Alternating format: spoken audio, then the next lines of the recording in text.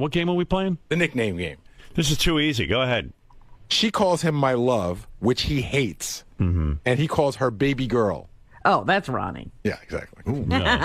He's being literal. I don't know. But I love that he hates that. I think, hey, he doesn't know her name and he thinks she's a baby girl. But she says she calls him my love, and he hates that. I don't know. Why would he hate that? Because he's ill. And his thought process is so paranoid and jumbled that it's almost criminal.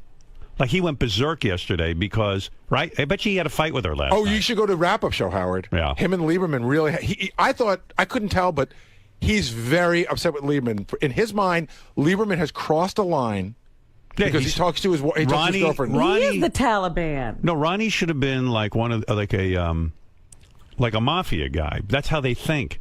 They make these leaps. He broke in fact, Ronnie's exact words were Lieberman broke the man code. Ronnie doesn't know anything about the man code. There is no man code. It's the Ronnie code. Right. Where is that? Gary, page 2. Yeah.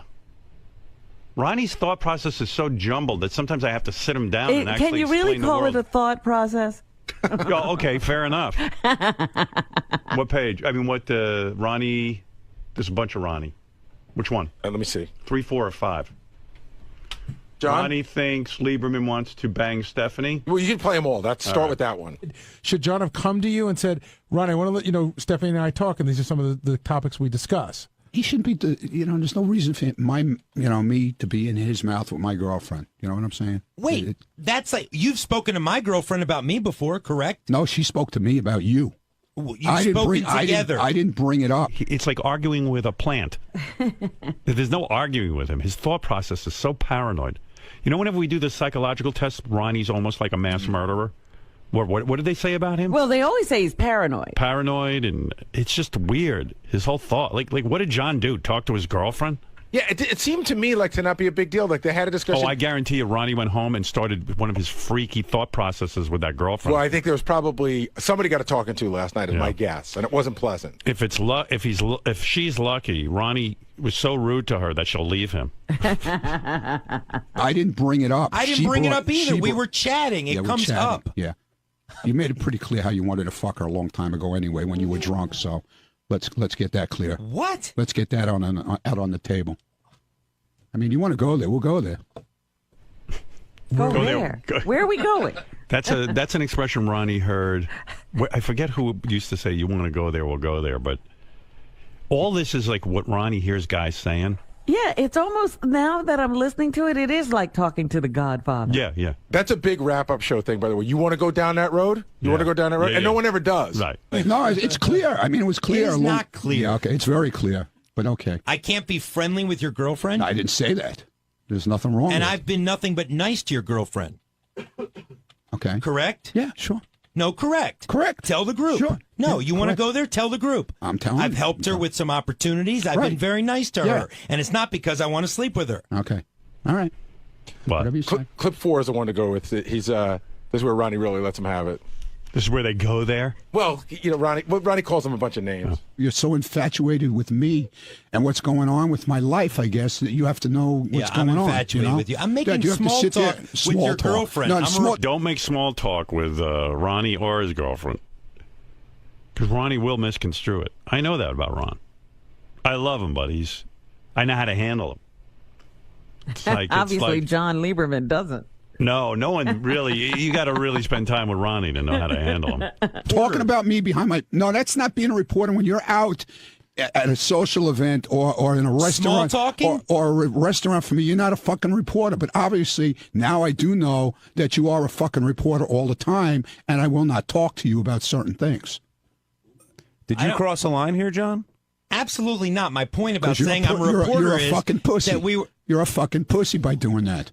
Okay? You break man code by doing shit like that. By talking You're like to a your woman. girlfriend I at told- an event? Dude. Oh, my God. Jeez, How long did and that go voice. on? Oh, that voice. A bit of time. Yeah. Why doesn't he calm down at that block party? I mean, he gets on the air. Don't put him on the air today and tomorrow. I mean, listen to that voice. Well, we were saying everybody went to the block party. Right. And he's the one who came back sounding like that. Oh, every weekend. Shuli said that, and I give Ronnie credit for this because what is he, 60-something years old? Right. Shuli says he has endless energy. Yeah. And he says he just goes and never stops. Retard strength. And he just never stops. Yeah, but his voice does. So did he go home and yell at his girlfriend? I don't know. Ronnie, you out here? Downstairs. Might be doing something. Yeah, avoiding you. Avoiding me. Ron, real quick, did you beat your girlfriend when you got home? What? Wait a second. Sorry. Go ahead. No, I didn't beat my girlfriend. No? Everything all right on that front? Yeah. I found out Lieberman was like trying to get to my fucking head, supposedly. So you had to talk with her? No, I asked her what happened. Right. And she said she never really said any of that shit to him, that he was fucking just trying to get to me. But, you know. And he did. He wants to be a washwoman. It's okay with me. How did you discipline her? I didn't. Stop it. I love he's the calm Ronnie. Calm Ronnie. No, I didn't. Like you were all worked up. What did Lieberman do wrong? He spoke to her? He spoke to her, and she said that Ronnie's tired. Yeah, and that she needs a younger guy. You know. Here's Lieberman. Yeah.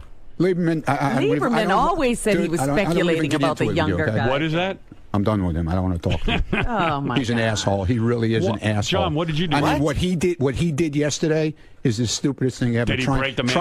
Trying to get to me like that, telling me lies like that. What lies did I tell you? She never said that, dude. She said on the air yesterday that she said that when she called in. No, she didn't. She didn't say that. She said I was tired. Yes, she And that absolutely she wanted did. a younger man. You fucking idiot. The younger man thing I was joking You're a about. fucking idiot. Go play with your own girlfriend. Don't worry about mine, okay? Well, don't call me a liar. I'm not a liar. And you are a fucking liar. Don't call me any more names. I don't appreciate you on the wrap-up show personally attacking me. That's right. Too bad, man. Don't attack me. How did I attack you? You're blaming me for your girlfriend. I go out Howard, to dinner with this guy. In all fairness, wait a minute. I go out to dinner with this fucking asshole, Yeah. and he's telling me how he's putting information together. He's a reporter 24/7. What? That's what he tells me. Ronnie, you're not smart enough to understand what I actually said. I know you exactly take what I you say said, and you moron. misconstrue it. No, I know exactly what you said. Okay, Howard, I'm not going to have this argument with Ronnie because I'm gathering it doesn't. information. That's what you told me. That's my job. He's making it like I filled out the form and said I wanted to sleep with Stephanie. He's angry. You're channeling your anger toward me. Your girlfriend filled out. Your girlfriend filled out the form. You fucking lying motherfucker. That's what I'm angry at. I don't call you names, do I? I'll call you whatever I feel like fucking calling. Oh, you will? Yeah, I will. You will not. What are you going to do about it? What are you going to do about it? Oh, now you're threatening me? No, I asked you what you're going to do about it. You act like You're a 2-year-old. fucking idiot. Oh, I am? Yeah. How am I? How is he an idiot? Wait, you think I'm an idiot? Yeah, I do. What right do you have to call me an say idiot? Whatever the fuck I want, just you like can? You can. Just like you can. I have never once called you a name, Ronnie. Well, I have never once criticized your intelligence. It's true. It's true. He's been very, very cordial. I will talk to you in the course of my job. You're calling him talk to me in the course of my job. I said I will talk to you in the course of my job. At a fucking restaurant, that's your fucking job. That's not what we're talking about, that's Ronnie. what we are You said do not about. speak to you, and I said I have to speak to you in the course of my job to ask you questions. Fine. And in fact, why don't you go ask anybody out there? You're belligerent to me on a daily basis out there when I'm trying to ask you questions. Not to mention bumping me in the hallway. Do you remember doing that the other day? Yeah. Do you remember that? Oh, you can't take a little joking around. Now all of a sudden you're Now I can't take joking? Okay. All right. Well, Whatever. you can't take joking either. Yeah, I'm done with him. You can't take joking either. Yeah, okay, I'm you done. shouldn't be bumping people in the hall. I'm done. I love how he takes off the headphones. I'm done. Yeah, he's done. He takes off. I'm done. I'm done. I'm not going down that road. He's a tough guy. He's a tough guy. Well, stopping the clock. He resorts to personal attacks. I'm an idiot. I'm a washwoman. I'm not a fucking tough guy, okay? You sound like a tough guy. No, I don't fucking feel what he did yesterday was fucking idiotic. Can you explain? What did I do? You fucking lied. How? What did I lie about? What you said. Well, you did say he was tired. Which is true. She told me that, and she said on the air that. When we were talking, she said, Ronnie's been traveling around. This was a few months ago. We went through this. Are you going to fuck Stephanie? No. Right, that's a ridiculous question. I'm putting it all out there, man. You want to go there? I'll go there. Okay, let's go there. You want to go there? Let's go down that road. Ronnie? There he goes again. What road are you fucking going down? You want to go down that road? Huh? I have nothing personal against you. Yeah, you do. But all you do is call me names. Jealous motherfucker. I'm jealous of you? No, not of me. Do you think he is jealous? Honestly. Well, why is he fucking on my case like that? For what? How what was the purpose? Well, what was the purpose? He was dragged into this when your yeah, okay, girlfriend fine. That's fine, okay? Right. She picked it. She wrote it. I don't give a shit about that part of it. Okay. He doesn't have to be an asshole and say, "Oh, well, of course she always tells me she wants a younger man." Fuck He you, never dude. said that. I'll run rings around you any day of the week. Okay, Ronnie. Okay. Can you fuck better than him, you think? Yeah, any day. All right. I'll fuck his girlfriend. She'll be standing. Her fucking hair will be standing up. Oh, that's talking nice. about the hair That's on, right. Are you talking If about, you want to be an asshole, I can be an asshole too. you talking about the hair on her arms? Okay. Want to have a fuck contest? You want to be an two? asshole? I'll be an asshole. Ronnie, the difference is there is no difference. you step way over the line. Yeah, I and now step you're way over the talking line. about sleeping with my girlfriend. I never once said. How about a fuck contest? Seriously.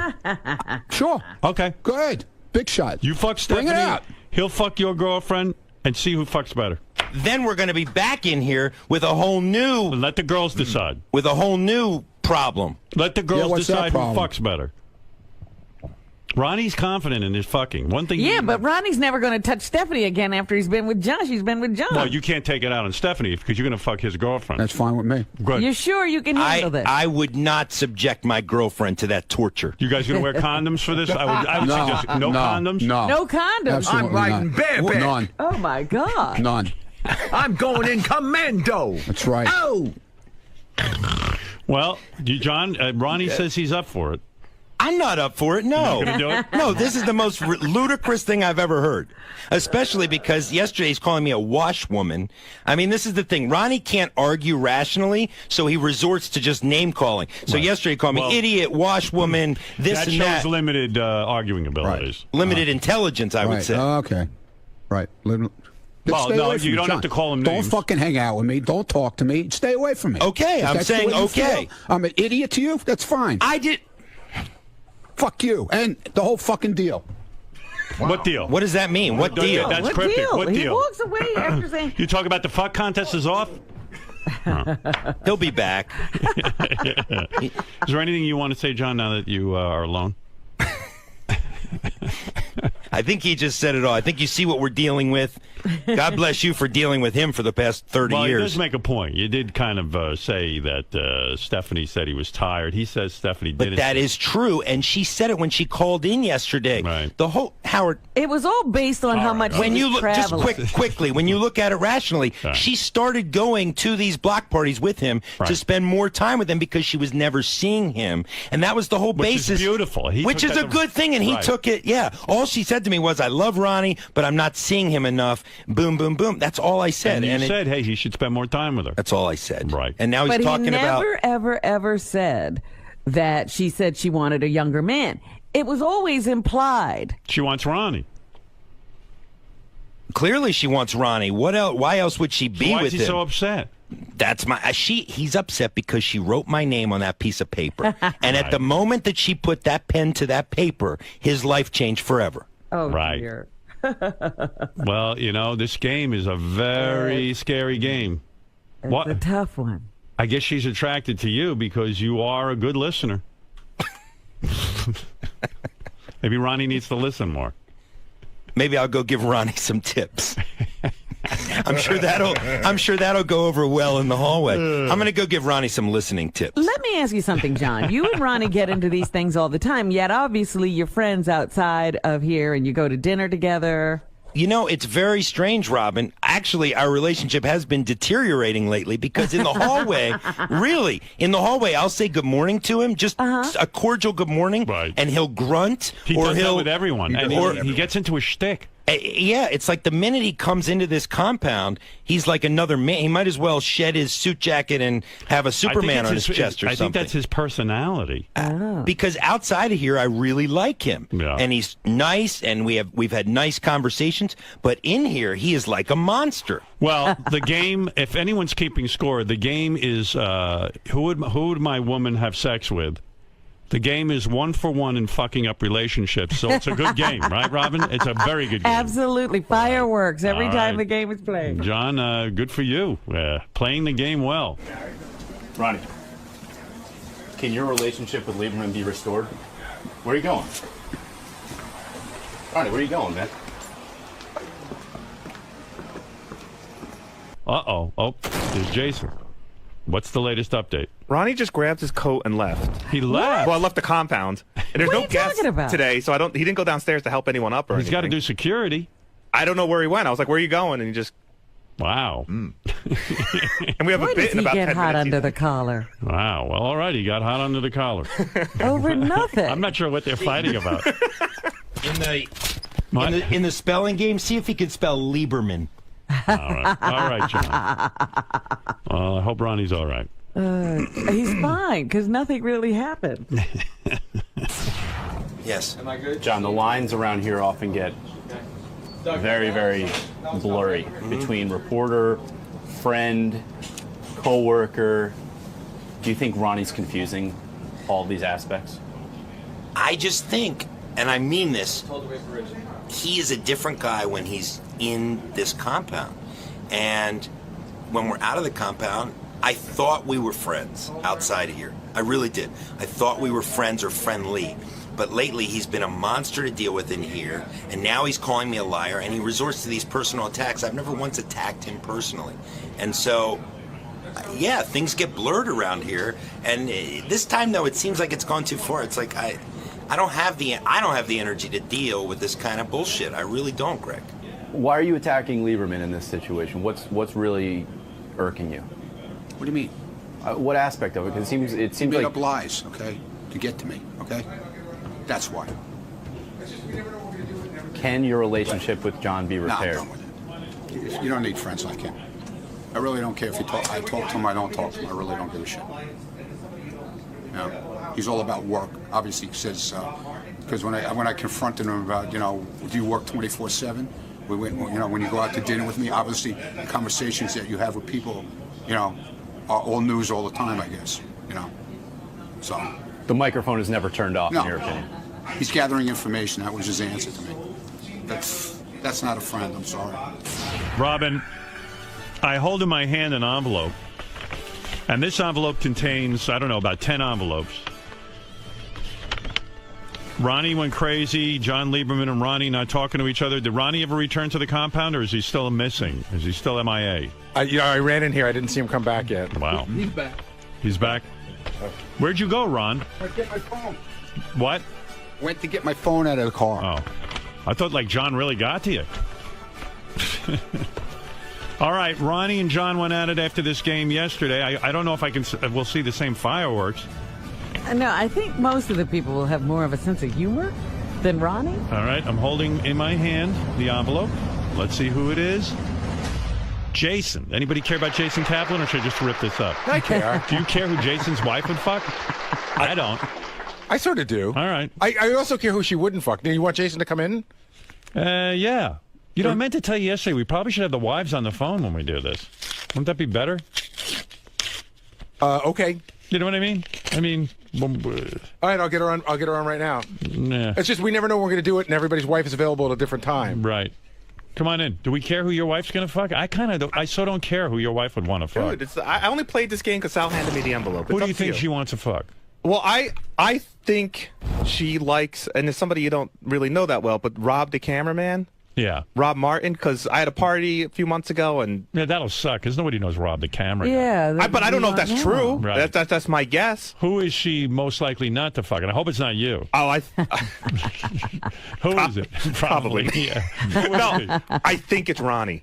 Ronnie? She is so, she listens to the show, but she never bothers me about it or texts me or anything like that. And when Right. Ronnie was doing his washing his ass out in the sink thing, Yeah. I got she's like, never have him over the house. It's gross. Yeah, a lot of women do think Ronnie's gross. And Sal would be my backup on that. 'Cause Okay. even though she likes Sal a lot. She would not want to fuck him. No, I don't think so. All right. Oh. Well, you were right about least wanting to fuck. Ronnie. Ronnie. Yeah, she's grossed out by it. Yeah, most women are. No, and I think she likes him as a person, but Yeah. Probably not. Let's be honest. Not after today. Not after today. All right. Ronnie sounds very secure. Who would she want to? Well, oddly enough, it is not Rob the camera guy. All right, is this somebody people will know? Somebody you know very well. I think you used to live with him.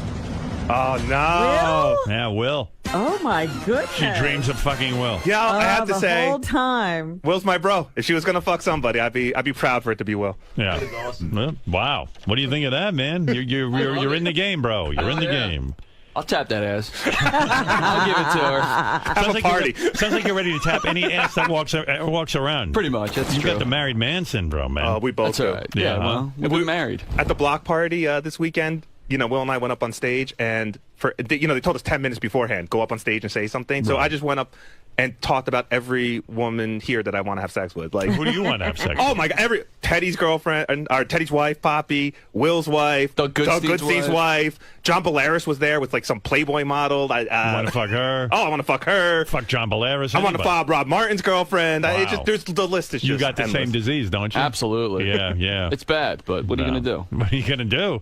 Better not do anything. Exactly. Good point. Right. All right. Your wife, her phone went to voicemail just as well. Nobody cares about you and your wife. I do. Thank you. Actually. All right, good. You did care. You liked it. Well, take care of it in your personal time. All right. That was a bust. I'm sorry, ladies and gentlemen. That concludes today's version of Who Would My Wife Want to Have Sex With? Thank you for playing Who Would My Woman Bang on the Howard Stern Show. There you go.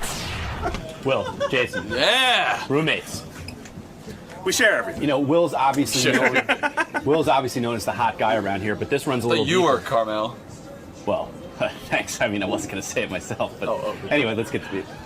Do you think this runs a little deeper because obviously Janice was over at your apartment together? Do you think she caught Will coming out? Are you starting to retrace your steps? Like Will coming out of the shower? He has nice legs, things like that. Do you think she was noticing things all the while? I didn't leave hair on the toilet seat like Jason, that type of stuff. Jason, who are you talking to, him? Yeah. Both of you guys. Girls. Did you notice anything? Like, and now are you retracing your steps? Like, was she checking Will out all the while? It's so funny because, obviously, Will's a very attractive guy, and girls like him all the time, but when I was going through the list in my head of who it would be, Will never popped in there, so it did come as a surprise. And, when we lived together, when Will and I lived together, I could, occasionally hear him having sex. And now I'm wondering, does she hear that? Is there something going on? She I never made those noises. I don't know. But in all honesty, I'm happy it's Will because it would gross me out if it was somebody else. I think the smartest thing in the world will be other guys here to have their wives sleep with me because nothing will have you go running back to your husband quicker. Good point. It's a safeguard. 30 seconds in the sack with me. In a way, you're a safeguard against cheating. I think if I'm everybody here, I'm praying my name is on that list. They get a little taste and they want no more. Gentlemen, thank you. You're very mature about this. Thank you. Very mature.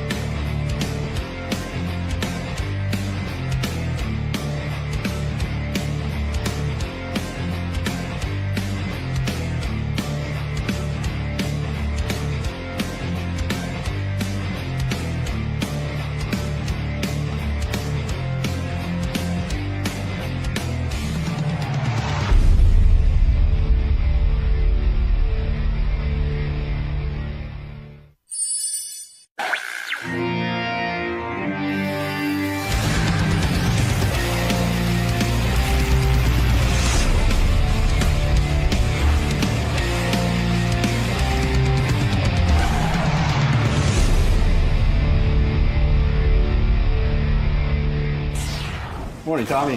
Hey, how are you? Good, thanks. How are you? Good, good. Morning. Welcome. Which way are we headed? Just follow me, please. Okay. Nice. Very cool. So the new book, Hitmaker. Oh, yeah. We'll talk about that and I'm sure a bunch of other things with Howard Great. today. Which way are we headed? You're going right in there. Okay. All right. Thanks, Tom. Right in here. Okay. The book. He was head of Sony for 15 years. You see the people that he's worked with. He's credited with discovering Shakira. Oh, he also said the Beyonce thing was not much to do about nothing. What, the lip syncing? Yeah. How could it be? I agree. I disagree. I'm with you. I think it's a big deal. Sing. That's what you do. Like, you were hired to sing. I get it, but I didn't pay to see her. I guess that's the difference. I can't believe Schumer. But that's the point. When you pay to see her, it's a whole fucking deal, too. Tommy Mottola, a lot of people don't know who Tommy is. Tommy used to run Sony Records. He started out... Oh, there's Tommy. Look at you. Here's a song I wrote about you. You're going to sing for Tommy? I'm going to sing for Tommy. It's called Hero. I wrote it. There it is. You know I wrote this song? What mic are you on? One? Let me see. Wow. Tommy, why write a book even? Like, you've got tons of dough, right? You made a ton of money being, not only, you started out as like a manager of the Hall Oates and all these guys. A big manager. Oh, there's your coffee. Thank you. And you know, why bother writing a book?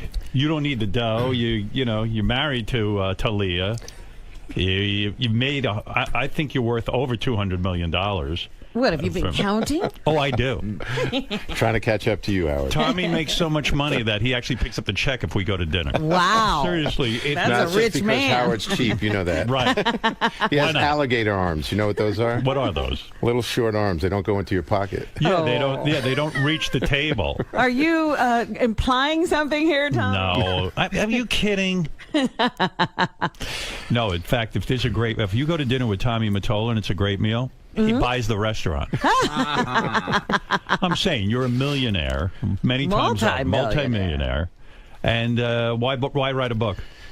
Well, a couple of it's funny. I really never wanted to write a book. A mutual friend of ours, Dan Cloris, kept pushing me, and finally I said yes. So I took 2 shots at it, and I didn't like it, and I actually threw them away. Why? Because all of the good stuff that you're going to write, I mean, you know a lot of secrets about people in the recording industry. Were you like, hey, I don't want to betray them? These people are still alive? You know, what I thought would be interesting is that since everything, because of the internet, becomes vaporized very quickly these days, right? Yeah. I thought that if there could be a story that would talk about popular music, as a golden age between Elvis and the iPod, and then maybe I could tell a story in the middle of it about some of the things that I did and keep it interesting. That might be fun as opposed to a boring biography. Now, I started reading in the newspaper maybe a year or 2 ago that Simon Cowell, like this would have made you a household name. Simon Cowell was thinking of making you a judge on the X Factor. In fact, the rumor was so strong that I just figured it was days away from being signed. Right. Is that something that would interest you, being a judge on a reality show? I've always seen myself as someone more behind the scenes as opposed to in front of the camera. Right. I was never really comfortable with that. But wouldn't that be the ultimate for you? Wouldn't that be appealing to you to be the famous guy now? Only if I could be on America's Got Talent with you. Well, yeah, of course. I mean, we definitely need a replacement for someone there. Someone there, yes. Right. But you know what? I actually think you would be a great judge because your whole job was judging talent. Absolutely. So what happened to that rumor? I mean, was there an approach made? Simon and I are very close friends, and we spoke about it for months. And, he wanted me to go to London first and then come back and help him out with the show in London. And I just thought that, based on what's going on in my life, that really wouldn't work out. And, again, feeling uncomfortable that you have to sort of be a little bit animated sometimes, I wasn't so sure about it. So I decided not to do it. In other words, you would be uncomfortable saying to someone, hey, you're not a good singer. I wouldn't be uncomfortable with that. I just would not want to be not myself and have to be animated beyond, what my normal personality is. Yeah, in a sense that you're a pretty laid-back guy, you would have to sort of push some sort of agenda and a personality that maybe isn't in you. You're on TV. You don't want to see like a lump of, garbage sitting there. Right, and you could be a lump of garbage on TV and not pull it off. That might be cool, though. What, to see a lump of garbage on TV? Haven't we seen enough lumps of garbage on TV? Tommy doesn't want to be that way. So when did you write that song, by the way? What, Hero? Yes. Well, did you write that about me this morning? Do you think that when you wrote this book, Mariah Carey is sitting there like nervous that you're going to say something about her that's, you know how she is sexually, you could write a lot of stuff about her as she could about you. Well, all I said was nothing but complimentary things about her talent and about the realities of the situation, and took full responsibility, in fact, for a lot of things that, have been written in the past. Yeah, but didn't you take the hits like Mariah will go around saying, hey, Nick Cannon's the first love of my life. Did you read that quote somewhere? Yeah, well, I'm happy for her. That's great. Nick's a great guy. Right. I love Nick. But that's saying to you, I think, hey, Tommy, I married you, but I never loved you. Do you think that's accurate? Look, You know, the pressures that were put on Mariah at the time that she was 19 and 20 years old were extraordinary. Right. If you can imagine a person that age being thrown into a whirlwind of business people surrounding her, sort of telling her what to do, trying to guide her and direct her, and then all of a sudden, upon the launch of that first album, becoming the biggest superstar in the world, and then having that continue year after Tremendous pressure. Tremendous pressure. And you know what's and weird? Of course, feeling, you know, the feeling of being controlled and all the things that she's always talked about.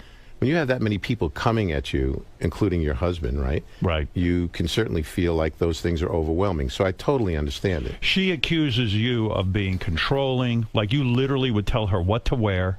You would tell her what songs to sing. And in a sense, though, couldn't you make the argument that that's what made her successful? Having the president of the record company, a guy who had molded all these careers, taking that much interest in you. Yeah, you're a control freak, but is that so bad? Yeah, I think you know, anything can be taken out of context. I didn't write the songs, first of all. She did. Right. I helped make the records. Okay, those records all became #1. But, you know, at making suggestions about what to wear after having the experience of all the things that you go through, right, and dealing with all of the artists that you deal with on that way, right, and if you have an upbringing that where there are no boundaries to begin with, you know, and then people in your life, not only myself but everybody surrounding you. Don't forget, this was a giant corporation. I had 14,000 people working there. Right. There were at least 50 people constantly dealing with all the stars. So all of this was coming at once. Yeah, but if you're the president of the record company, and I'm another artist, I'm not Mariah Carey, but I'm with Sony, I might have been like, you know what? Tommy's consumed with Mariah. I'm not getting his attention at all. I bet you there was a lot of jealousy back then. Like Cyndi Lauper, she's very critical of you because you didn't pay enough attention to her. I mean, you must have been getting that from all sides, being married to Mariah Carey. It's probably a recipe for disaster for you and for her. Well, let me go through the list just for a second, okay? I mean, if you want to deal with it just from the female diva point of view. Right. So there was Mariah. Right. There was Celine Dion, who sold even more records than Mariah. Right. Gloria Stefan. Right. Barbara Streisand. Whoa. Beyonce. All at the same label. Jennifer Lopez and Shakira. Wow. Do you think any of them... Do you have any hair left? Do you think any of them complained about what happened to their lives and their success? No, I'm sure that they were happy. So, you know, there you go. Right. You so know, again, at the end of the day, it's about results. So you say to the other people on the label, hey, if your careers weren't going that well, maybe it's not my problem. Maybe it was somebody else's. Listen, at the end of the day, artists tend to always point the finger at the record company. Right. And there's nothing you can do about that. Does that drive you crazy? No, because it's part of the game. Yeah, but doesn't it drive you crazy when you busted your... I know if I was going to have a guy, if I was going to put out a record, I'd want you on my team because you are ruthless. Yeah. When you're into an artist... You have to be. Yeah. I mean, I know in your book you point out that, like, one time they wouldn't let Ricky Martin on some show. The Grammys. Yeah. You pulled... They didn't know really who Ricky Martin was and what he was about. So you said to them, hey, fuck you. You don't want Ricky Martin? I'm pulling all my artists off your Grammys. Well, that was a year that we had booked another 3 or 4 major stars on the show. And we thought that year for sure, I think we had Lauryn Hill, who walked away with, I think, 6 Grammys that night and lots of other stars. And we absolutely flexed our muscles and said, listen, we have to have this artist on. We are telling you that this is going to be groundbreaking. And we had a huge fight about it. In fact, I had to go directly to Les Moonves about it. Wow. And you forced Ricky Martin onto that agenda. We exercised a lot of pressure. Right. Well, yes. I mean, but that's the kind of guy you want on your team, right? I mean, listen, it's competitive. That's what you do, you know, and that's what my job is and was, you know. At the end of the day, I'm really a conduit to being able to get all of that out to people as best and as much as I possibly can. See, that's why I think you would be the ultimate judge on X Factor. Okay, so I mean, if that's your, I mean, who has made more hit makers than you? Right. So how do you find a Mariah Carey? She's 18 years old. What were you at some party and someone handed you a tape? Yeah, as the story goes, I was at a party. It was a launch party, actually for a new artist who I don't know if anybody would remember. Her name is Patsy Kensit. I know the name. She was an actress, wasn't she? She was an actress from Australia, exactly. She wanted to have a recording career? She wanted a recording career. And so she had a group, and so we went there for a party for her launch. Right.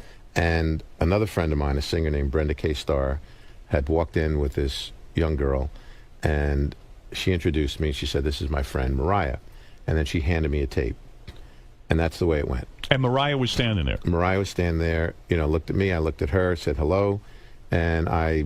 Any instant attraction? Were you attracted to her immediately? We just, glanced at each other, that kind of thing. I left the party shortly after that, got in the car, and I said, let me put the tape on. We get dozens of demo tapes, right? Isn't that unusual that you even put the tape on? Would that be typical of you? Probably most times you don't. You have an A&R unusual. guy. Yeah. It's unusual. But does it make a difference that Brenda K. Starr gave you the tape? Well, she was in my face about listening to it. Right. So I put it in. I figured, okay, let me listen. And I heard this singing, and I said, this cannot be this little, white chick that I just heard. Is she a white chick? That I just met. It seems to be her mother's Irish, and her father was, I think, black and Venezuelan. Oh, okay. So she is somewhat black.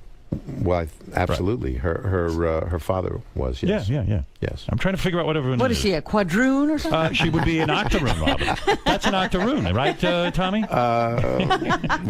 You admit to being married to an octoroon, don't you? I'm going to let you guys carry that. All right, Tommy, so you put the tape in, and you hear this voice. I put the tape in, and I hear a voice that's one of the most extraordinary things I had ever heard. Wow. So I said to the driver, turn around. Was she singing her own songs on that tape? Singing her own songs on the demo. Were the songs good? Songs were great. They were great? One of them was great, yeah. One of them was really great. So, but the voice was outstanding. Right. Turn around, go back to the party. She wasn't there. Mm-hmm. So then I go crazy the next day or two trying to find her. You're yelling at people in your office, find that girl, like Cinderella. Yeah, exactly. Right. And finally, we found her, and then she came up to the office with her mother, and point blank, we said, listen, we don't want you to leave the building. Go get a lawyer, and we'd like to sign you right away. Wow. Yeah, what a story. It was that simple. And there was another record company interested in her. They had offered her $20,000 to sign, right? Supposedly, yes. And you offered her $50,000 to sign. Well, it was more than that. So you got Mariah Carey for a song and a dance, right? I mean, Sony, how are you not still the president of Sony Records? I mean, you bring in Mariah Carey, you brought in Beyoncé, you brought in all these artists. Right. Why are they not blowing you right now? Seriously, what is that? Well, the good thing is a dear friend of mine named Doug Morris is running the company now, and they couldn't have a better executive sitting in that chair. Oh, come on. He's a great guy. Is he fucking up? No. Is he doing as well as you did? He's doing fantastic. Well, how many artists did he find compared to you? You don't sit there and do the math? Doug is a veteran. Does he have a Mariah Carey? No, he doesn't. He's got a Dell.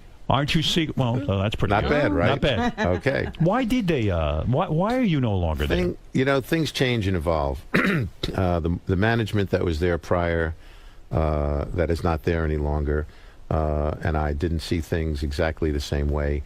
I thought, as the business. How did you see things? The business was evolving. Downloads were becoming more and more prevalent. Right. And I saw that what we were doing was eroding. And I thought that the only way to take the company was to make it into a total entertainment company, which means here we are finding, branding, and developing these big, big stars, and the only thing we get out of it is their recordings. Why don't we go in business with them? Manage them. Well, not even manage them, but, become part of their brand, own a piece of their brand, do their touring, book them, and in fact help become part of the whole 360-degree. In other words, it's not easy to make money just with selling CDs anymore. The decline, it's almost impossible. The decline had begun. Can you believe what happened to the music industry? Is it shocking to you? It's shocking, yeah. It is. It's shocking because in the beginning when Napster came about, everyone just thought it was this mosquito that was going to bite you and nothing was going to happen. But of course it was an elephant and it stomped on the whole industry. You fought Napster at the time. Are you sorry you did? We all fought Napster. Right. Everybody in the industry, all of us got together and thought okay, let's just get rid of this because, we don't need this in our lives. And foolishly, we should have embraced it. Why? Because it probably would have been a good vehicle to sell records. Well, it would have been owned and controlled by the industry at that point, and it would have been the vehicle that the industry distributed music by.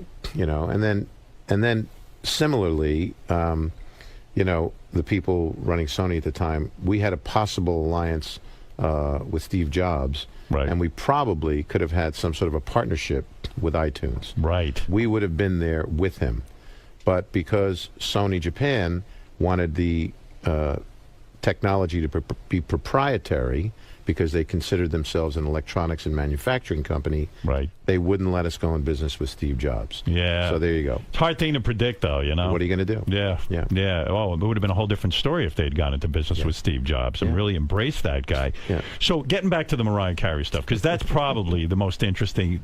I mean, you've done a million things, and that is really something. And by the way, speaking of Beyonce, I'll get back to Mariah in a minute.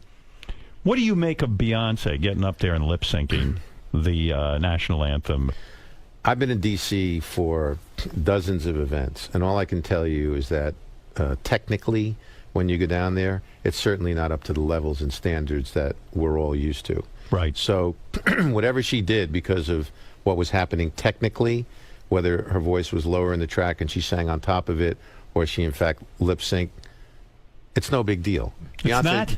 No, it's not a big deal. But Kelly Clarkson didn't lip sync, and James Taylor didn't lip sync. There must have been a technical reason for it, and I'm sure that there was good reason for it, if in fact she did.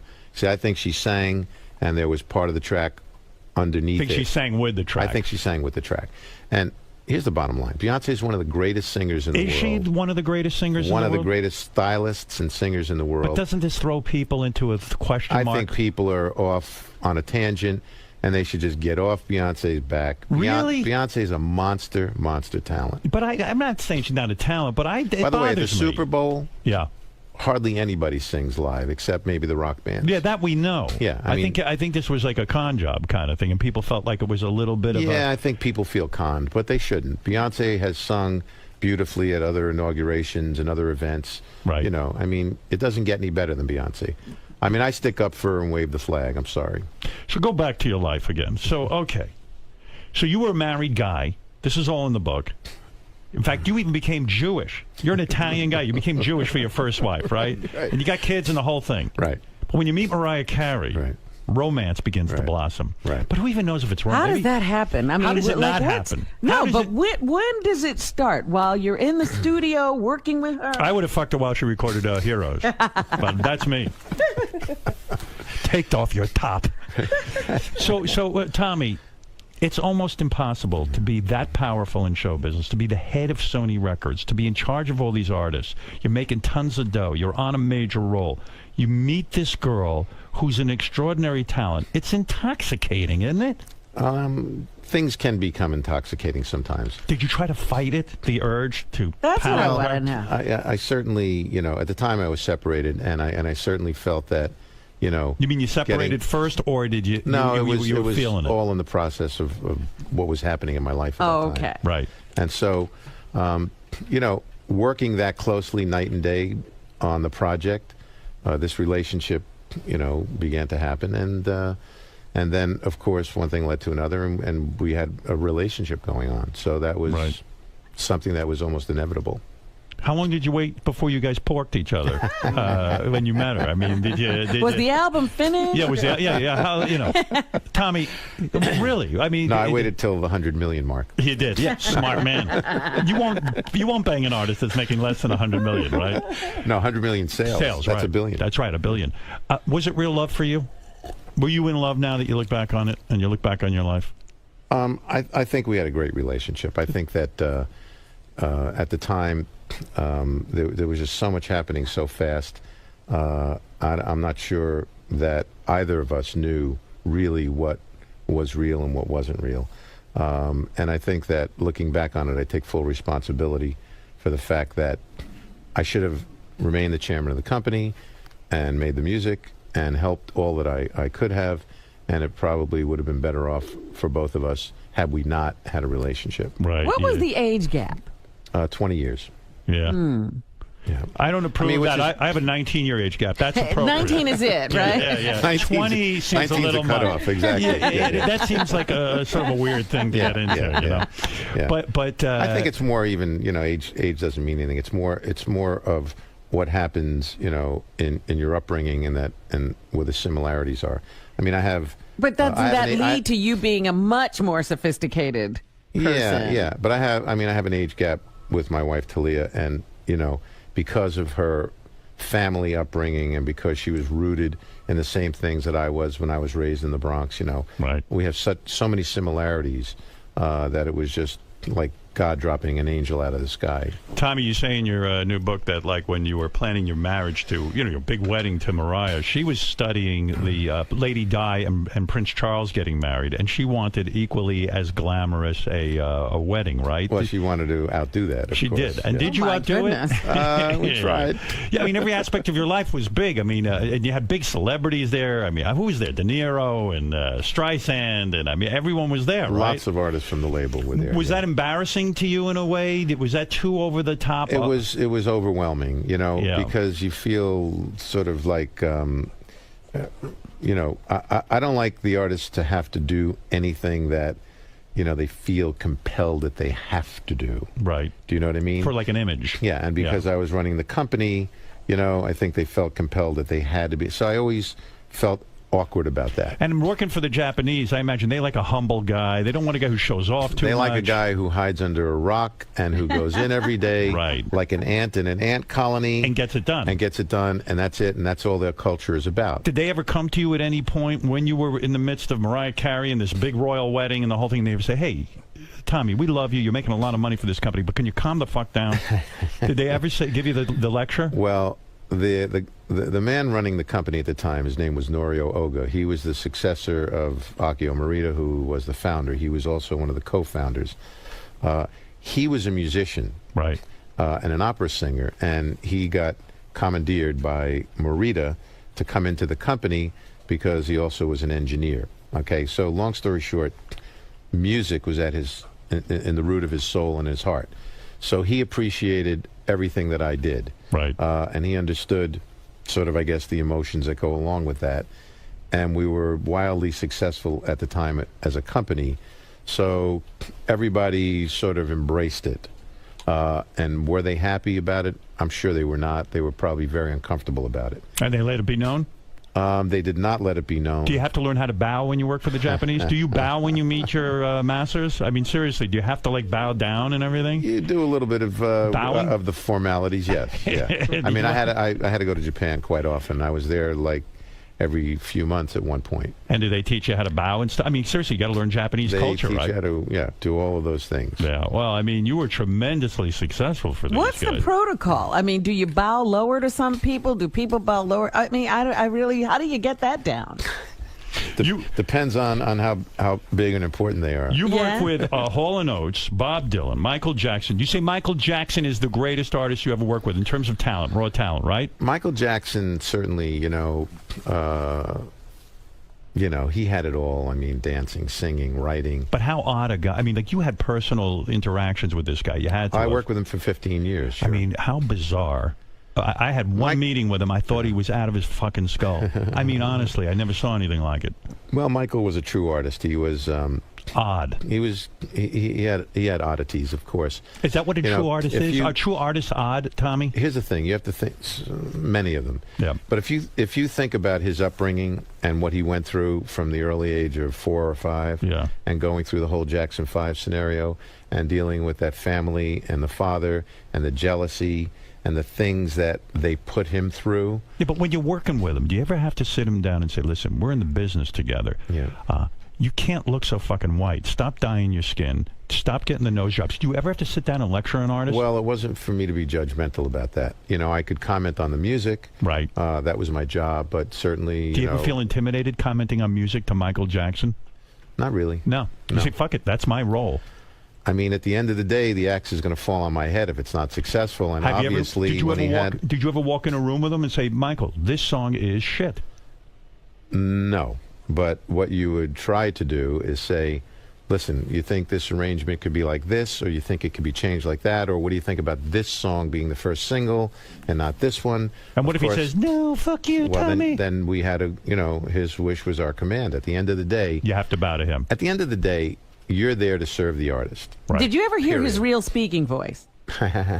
Tommy, I'm going to do something right now. I really talk like this. Right. All right? You want me to change my song? Fuck you. Yeah. I heard it many times. especially 3 a.m. sometimes when my phone would ring when I'd be sleeping. Unbelievable. And it would be, Mottola? Yeah. It's Michael. Of course, you think it's somebody pranking you at first. And you go like, what? So here you have ultimate respect for this guy. You guys make a lot of money together. And then you have this horrible falling out. Like he went public. Tommy Mottola's a piece of shit. Fuck him. The devil. Right. You ruined his... What album was it that he... Invincible. Invincible. Like how much money did you pump into Invincible? Well, the recording costs were tens of millions of dollars. Which is insane, right? And then the marketing dollars were tens of millions on top of that. Invincible... The normal cost, expensive cost of recording an album would be $1 million. Right. Yeah, I was going to say, what do you spend tens of millions of dollars on? What do you do when you start seeing millions of dollars? Michael thought that everything bigger was better. Right. And, he was allowed to do that. But how did he spend $10 million? Yeah, because there would be 6 recording studios going at a time. Wow. In different parts of the country or different parts of the world, right? Multiple producers, multiple songwriters. There was one situation where I went to see him in Miami, and the whole studio was booked. And, I walked in the studio, and no one was there. I walked through the rooms, right, and the lights were on, but nobody was there. And then somebody told me he's out in the parking lot in a remote recording truck. Oh. So he preferred to sit in the truck and listen back as opposed to being in the studio. But, what the hell? And ultimately, at the end of the day, ultimately, though, isn't he killing himself because that $10 million is going to be charged against his profits? It's all his money. Right. All of that was his money and his royalties, but he chose to spend it. So, when it's Michael Jackson and the guy has that much success and that much talent, if he chooses as an adult man to spend and invest his money that way, you do everything you can to tell him that it's being extravagant and possibly wasteful. And if he doesn't want to hear it, then you go along with it and you do the best you can. Right. And when all this child stuff went down, where it was, whether he's a pedophile or not, at some point, are you just pulling the hair out of your head? You're like, my God, this guy is a commodity. This is a guy, he's an artist, but Jesus Christ, at the end of the day, he's a money machine. And it looked like it was all going down the tubes. And you have him signed to a contract. Right. What do you do? Well, look, we had to deal with all the fallout around that, and what our job was to support Michael, and that's what we did. I mean, what do you do when those kind of allegations are swirling around an artist? What do you do? How do you spring into action? We had our publicity machines out there supporting Michael and not being judgmental about anything. Did you ever feel? Well, maybe this guy is a pedophile, and I've got to maybe distance myself from him? No, I never distanced myself from Michael. Ever. You always believed in his innocence? I always believed in him as a person and as a talent. Did anybody? And truthfully, I was never judgmental about it because, my feeling is unless you actually see something and see somebody, I don't care about hearsay. People have hearsay about everybody, about you, about me. Would you send your kids to his house? Hell no. Hell no. Hey, Robin. Good question. Let me tell you, Tommy's protective of his kids. I'll tell you a story real quick. I was at a party somewhere years ago. Tommy's daughter, one of his daughters, very, very beautiful girl, gorgeous girl, very, very attractive. A friend of mine started hitting on her. And I'm watching this whole thing go down. And I know Tommy's the father. When was this? I never told you this, did I? No. And I don't know. I look like maybe things could get romantic. I pulled my friend aside. I said, I'm gonna do you the biggest favor of your life. Tommy Mottola will kill you. Get away from her immediately. I don't approve of you being with her. So Tommy sure as hell is not going to approve of you. You know you're a lowlife. Who was the guy? I'm not going to say. Okay. I'm not going to say. Calling him a lowlife. No, I told him Tommy would never approve of you. I was honest with him. That's funny. And Tommy will beat you up. That's funny. And so just forget her. He goes, oh, she's really attractive. We're having a moment. Maybe I think she might be into me. I go, she's not into you. Where was this? Oh, my God. It was so many years ago. I'll call the guy and I'll find out. But I would never give you the name because you probably just haven't beaten up anyway. You have a tough guy image. People think you're in the mafia. People think you have the ability to have people wiped out and killed. Where did all that come from? And maybe that's a good thing that you have that image. I think, if you have a name that ends in a vowel, and if you're born in the Bronx and you come up, the hard way, the way I did and so many people do, people want to I sort want of that image. They stick that image. Well, they think you're like the chairman of Hadassah or something. Yeah. You know, Hey, by the way, when they're you going to stick that on you. You know, I'm sure becoming Jewish must have ruined that image for a Baruch while. atah Adonai. Right. You really became Jewish. Did you keep a kosher house? Were you like? Why did you have to become Jewish when you married your first wife? It was the prerequisite to getting married. Oh, her father, her family said it. Right, But you were not a practicing Jew, were you? No, but No. I converted. You know, Have you converted back now that you're married to Talia? I converted back to yes. Tommy Mottola is now married to a very successful recording artist in the Spanish market, Talia, Right. and she's very hot for me, but I can't act on it. Yeah. She loves me. Secretly. That's right. Are you happy now? But we love Beth, so yes. Are you happy now as a married man? I couldn't be happier, and really, I feel blessed. Finally, it took. I feel like it's been a long journey. Yeah. As you well know, to really find the right match. And now you're happy. We have to learn a lot, and it's great. She is hot. Couldn't be better. She's hot. Look at her. Look at that picture. Oh, very Ooh, nice. That's a great picture. Yeah, and she's an earner, Actually, too. she was pregnant there, too. No kidding. She makes big money, too, right? She makes very... Mexicans love her like crazy. Yeah. So when you go down to Mexico, you're like a god, right? You walk around with her, and the Mexicans are going wild. Right? Yeah, we're... Talia. They throw money at her, I believe. Mexico makes me a little anxious and nervous because of all the... violence down there. But do you have to go down there with your wife sometimes? When she has to visit, sometimes we go. If it's for promotional or. Do you take special precautions? I think it's wise to always do that because it's just there's too much going on. What kind of heat do you pack when you get down to Mexico? I don't pack any. You don't pack any heat. So we hire a great security company. Right. I mean, it must be like an army. You march through there. Talia is very popular. Are you nervous because Talia is so popular in Mexico that someone will just say, "Hey, let's kidnap her and get the money"? Well, unfortunately. 2 of her sisters were kidnapped. Oh, you're kidding. Yeah, about 5 or 10 years ago. 10 years ago, I think. You're kidding. You mean because they were attempting to get money out of Talia? I'm not sure what the reasons were, but certainly it's been a big, big fear in our family ever since that happened, and what the trauma that they put them through was just awful. And what was the trauma? In other words, when not only is being kidnapped, were they violent toward them when they kidnapped them? Yes, they were. Yeah. Wow, it was terrible. Yeah. And you got them back rapidly, right? One of them was released after 2 weeks, and the other one was about 6 weeks. That's interminable. Yeah. Wow. Yeah, it was one of the most frightening, horrible experiences that I've ever witnessed. Oh my God! I would never go to Mexico. Yeah. It's just a shame because here's this beautiful country. Yes. With great people, great food. Great culture. Great culture, and this government who will not clean up this mess. They don't know how. Sad. No, they don't know how. Because of the corruption. The corruption is awful, But I mean, it's a potentially as a resource. That country is just, it's so vital. It's crazy. Did you have to mastermind how to get her sisters back? Were you in charge of that? No, they had. We had people from the FBI trying to help, and some of the people in law enforcement here working with AFI, which is their equivalent of the FBI in Mexico. And do you have to pay off the kidnappers, or is there a policy? I'm not sure exactly what the details ended up being, but I know something had to go down, and I think eventually they actually caught the kidnappers. Wow. And I think they're in jail now. Yeah. Wow. Yeah, horrible. Do you feel helpless? Experience. I mean, is it You're totally helpless. There's nothing you can do. Yeah. Nothing you can do, and what you do know is these are not people who make idle threats. No. These are people who don't care. They have nothing in life. So for You're them, not dealing with a rational person. No, for them, and if you see them, if you saw these thugs when they were lined up, when they were caught, they're like street bums. Right. They're nothing. They're urchin. And it's sad to think that they would just take people's lives and do that to them.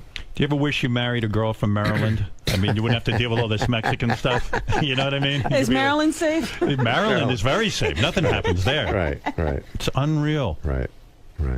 Jesus, what a life you're having. Yeah, it's pretty wild. It's a wild ride. And how's the sex life with Talia? Is it still going strong? Stronger than ever. She puts out? It's like riding a wild horse. Hall & Oates was your first big claim to fame, right? Yes. You discovered them? I was working for a music publisher at the time, which was Chappell Music, which was the world's largest music publisher then. How do you get that job? I had a job previous to that, which was in a smaller publishing company that I was able to luck out and get. Chappell then bought that company, and the head of Chappell called me and said, "We'd like you to work here." So I lucked out. So I was making all of $200 a week, and I was thrilled. I thought you were a young guy starting out. I thought that was terrific and a lot of money. Were you one of those guys that was a musician and like, hey, it wasn't working out, so maybe I'll go into the other side of the business? I started as a musician. What do you play? I played guitar, drums, bass. Oh, shit, I'll jam with you. Yeah, let's do it. Yeah, I play, what is this called, Fred? Cajon. Cajon. Yeah, sure. Yeah. You want to jam sometime? I love that. I didn't know you played. Yeah. Oh, so you were a guy, you wanted to be in a band? Yeah, I was in a band. I mean, that's what I did. That's what I wanted to do. Right, and it didn't work out. Took some acting lessons, thought I was going to be a big actor, all of that. Right. It just didn't work out. So around the age of 19, I woke up and said, maybe I could do this and be, on the other side of the desk and actually help people do what I want to do. So was Hall Oates the first guys you met who actually had some talent? Got this job within the first 6 months. These two guys literally walk in my office and sit down and play me some songs, and I was like, you got to be kidding me. Right. It was then the greatest thing I had ever heard. Hits after hits. And that was it. You knew they had hits. I knew they had hits, and I knew they had...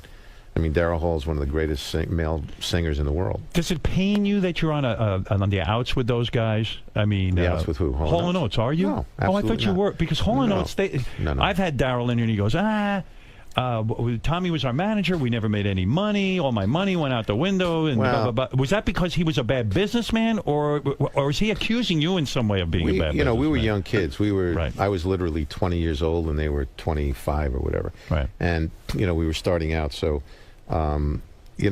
what they don't realize is all the fancy tours that they wanted to do with all the production that they demanded, cost money.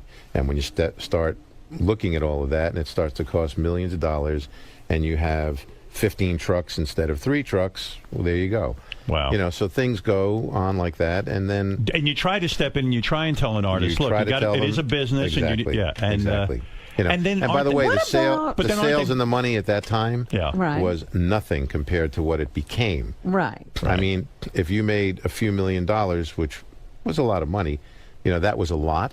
Okay, but that can easily dissipate if you're spending it on tour and staging and stuff like that.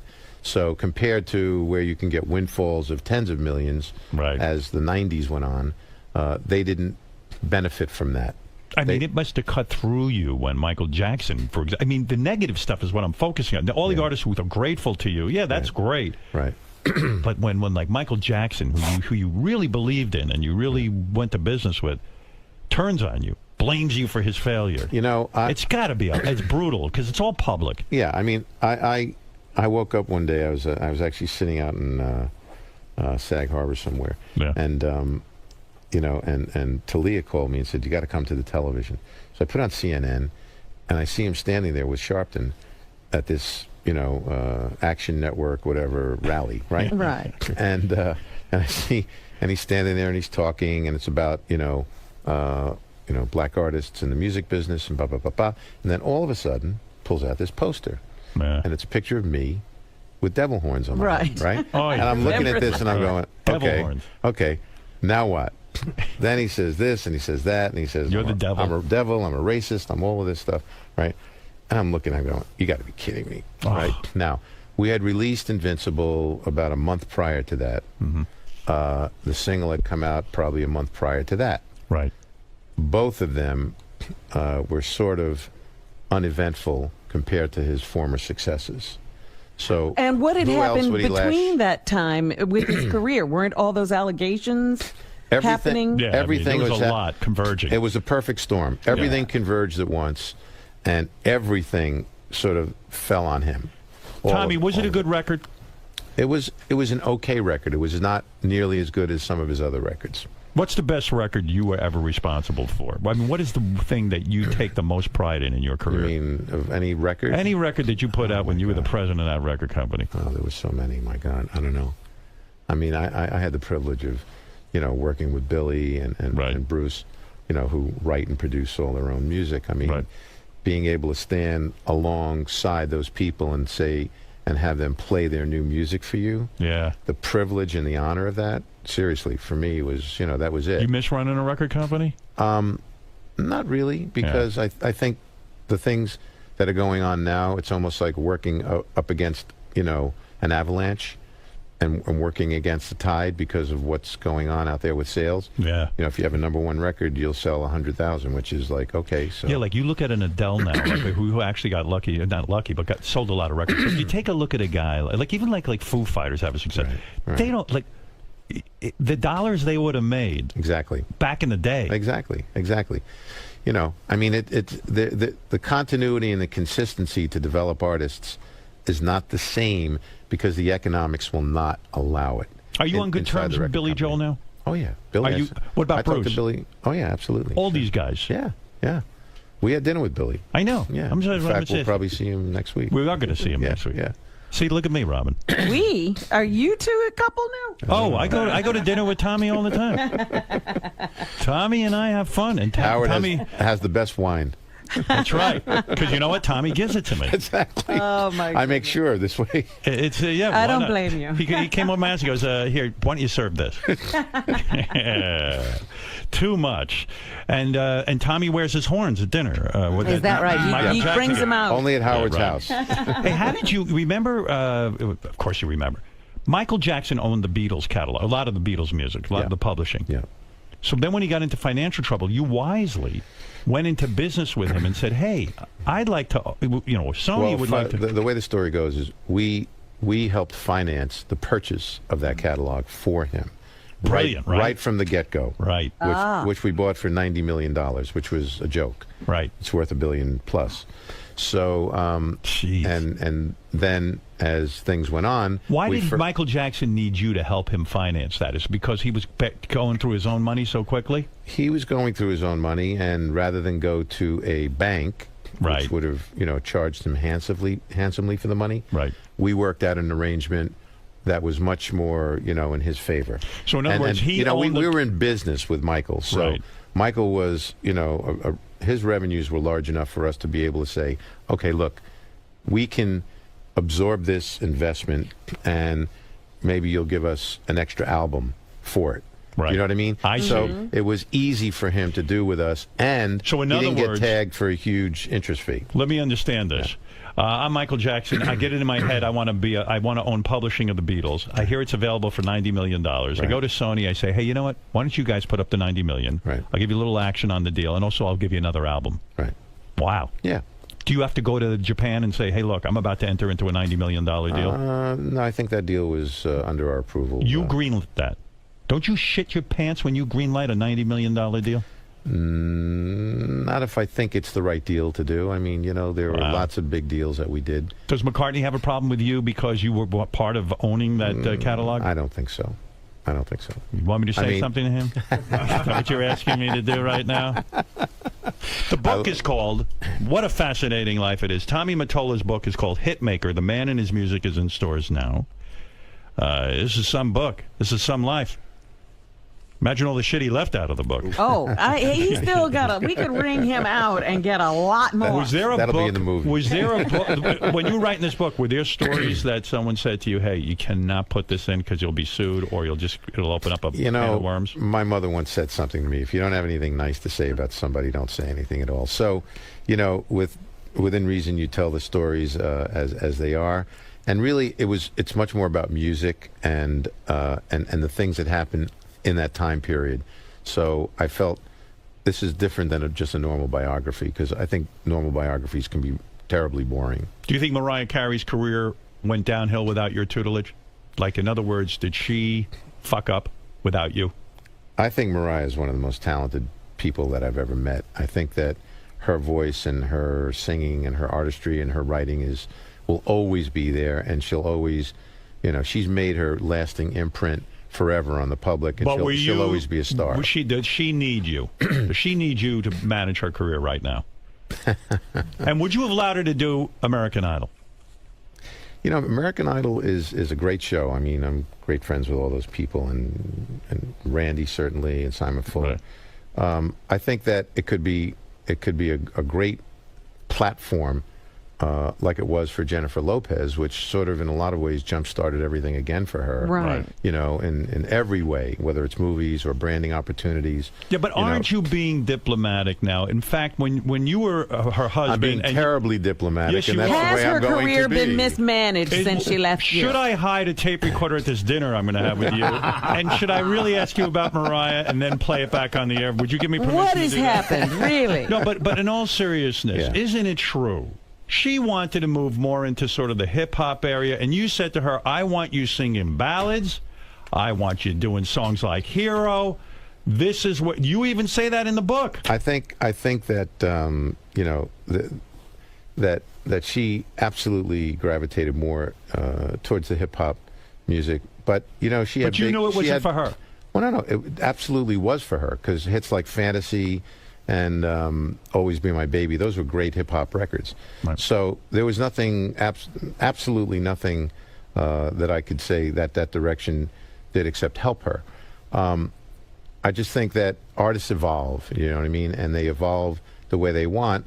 And, you know, since we split up, she's been directing her own evolution, so to speak. Are you know? pleased with her evolution? I think no, she's done, you're not. I think she's done well. What? I think she's done well. We'll see at dinner. When the song Chez Chez La Femme came out, Dr.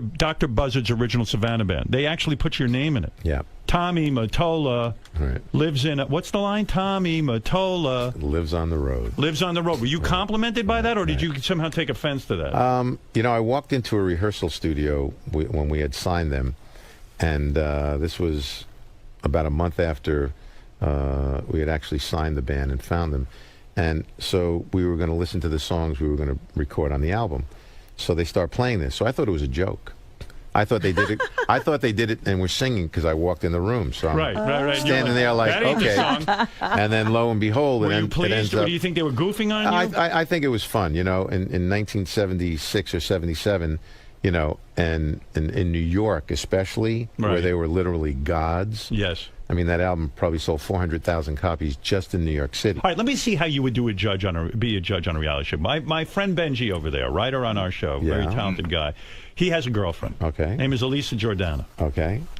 I want you to listen to her. You're going to Elisa, ask me to judge talent now? Elisa's, yes. Okay. Elisa's. Do I get this paid is extra Elisa. for this? She's a gorgeous girl, right? Hi, Elisa. How do you do? Tommy, Nice to meet you. Pleasure. do well. Pleasure to see you. Elisa, do well, and Tommy will marry you. He's already got a beautiful wife. Well, he could use another beautiful one. All right. Elisa's been back in the green room. Have you been hitting the sauce? Is that what you're doing? Sauce? What's that? The booze. Have you been hitting booze? Barbecue sauce? I love that. Yeah, right. Can you believe this guy? Whoa. That's his girlfriend. Take a look. He is so good looking. Benji. Hey, Yeah, there's Is she Benji. drunk? All right. Are you drunk? I wish I was drunk right now. All right. All right. Listen. All right. You're going I to hope perform you for didn't Tommy. Come in here for Tommy- this audition wasted. She's going to perform That would for be you. nice. Okay. She's going to try her best. Sure. I want you to be honest. Okay. If you had gotten the job on X Factor, how Right. would you? Let's see how you would have done. Okay. All right. Go ahead. Should I Elisa, just what go? This is just what do you- happening what- right what- now? Yeah. What do you want to sing? Is this something you wrote? What do I want to sing, or what am I singing? What do you want to sing? You know, I am a great songwriter. I'm a great singer, Tommy. Don't say that. Don't say that. Don't toot your own Okay, horn. I'm not. Go ahead. I'm not. I'm really You're not. a singer-songwriter. But You've been in I bands. also have an act Right. that is unlike any other act you've ever seen in your life. Right. I guarantee that. Hell yeah, Well, Tommy when you hasn't put seen that. Benji in it, that was a for sure. That's what I'm talking about. And, No, and, but and what about the costume? Is that part of the act, or? The costume is just like Well, chicken costume. Okay, good. Well, you're an attractive You don't girl. like chickens? Does she have a good look, or would you change her clothes right off the bat? You don't like this happen? It's interesting. It's an interesting look. Yeah. All right. Okay. You don't like feathers? Elisa, love feathers, listen to me. Focus Oh, for a God, minute. she's just out there. Stare at today. me. This is a huge opportunity. I know. This is a It's guy. too much. He's discovered it's too much for you. Yeah, this is above and beyond what I deserve. All right. Well, give it a shot. thank Well, you. then take advantage, Take it. full advantage of advantage. it. This is Tommy Mottola, the author of Hitmaker, I the know, guy who ran. I've been reading about He it. ran Sony Records. He discovered everyone that might be discovered important. too many people. Too many people. Let's see if he would have discovered you. He might discover you right now. Did you write the lyrics and music to this? I did. You did. All right. It's an original song, which is always good, Tommy. Very good. All right, Tommy. Do you Tell like me. piano players? Yeah, go ahead. Is that boring? Okay. Go ahead.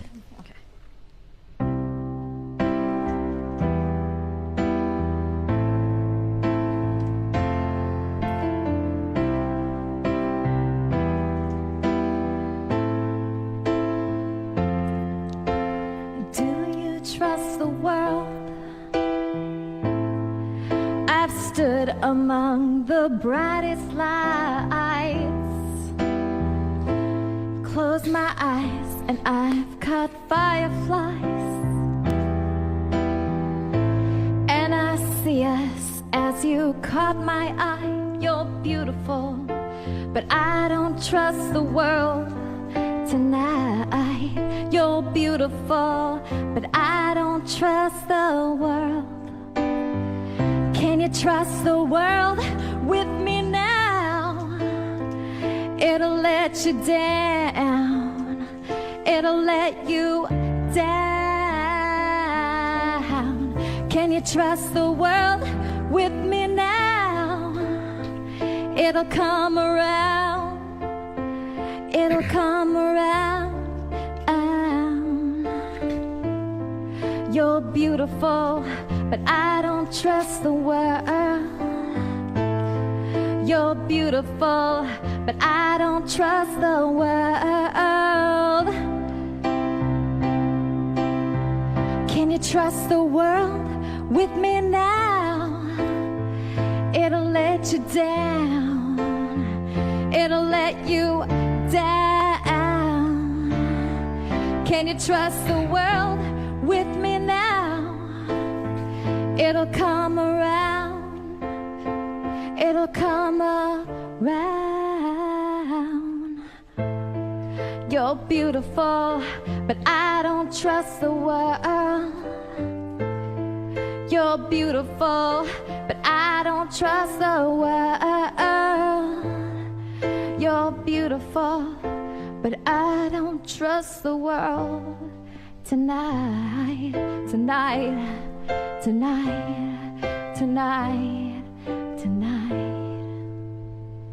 Oh, very nice. Very nice. I couldn't hear anything, by the way. Tommy, you know, she's going through a period in her life where she needs to know whether she's got a career. Benji says I don't need to know. You don't want to know?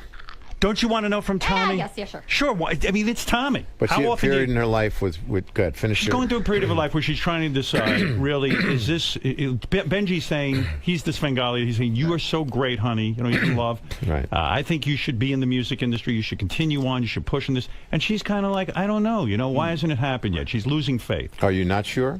You know, I'm not sure about myself, but one thing I am sure of is I guarantee you've never had anybody in your office like the act that I have for you. And it's not me. It's me and Benji. Oh, stop together. it. Benji's got it. No, let me say something. There's been nobody since like Lucy and Desi, Sonny and Cher, that's been a group. But let's evaluate a couple. this. Yeah. Forget, you're losing faith in Are yourself. you a comedy act or a singer? We sing together, but we're also comedy. We're something that has never been done. Right. But And wait I'm a so second. confident in What this. is it like the Jerky Boys? Or? It's something that shouldn't be done, I'm gonna Tommy. I can focus tell you this. that much. Yeah, believe me, I've seen the Benji at least. Let me tell you something. But I have kids writing to me Right. saying how much they love us together. I'm good. Obviously, I'm good. Right. What do you mean, obviously you're good? I Let's mean, find out obviously, from I'm good. I Tommy. can play, I can write. Let's find out Okay, from can I Tommy play, if can I you're good. write? That's the point. All right. Is she obviously good, Tommy? Obviously Be something. honest. The song, Better than the nothing, song, right? The song is very mediocre, and your voice, you know, you should be singing probably a little softer, not singing out as much. It might be better suited for your voice. You have a very thin, delicate voice. So my opinion is, if you're going to continue to do that, you know, I think I would handle material more like that.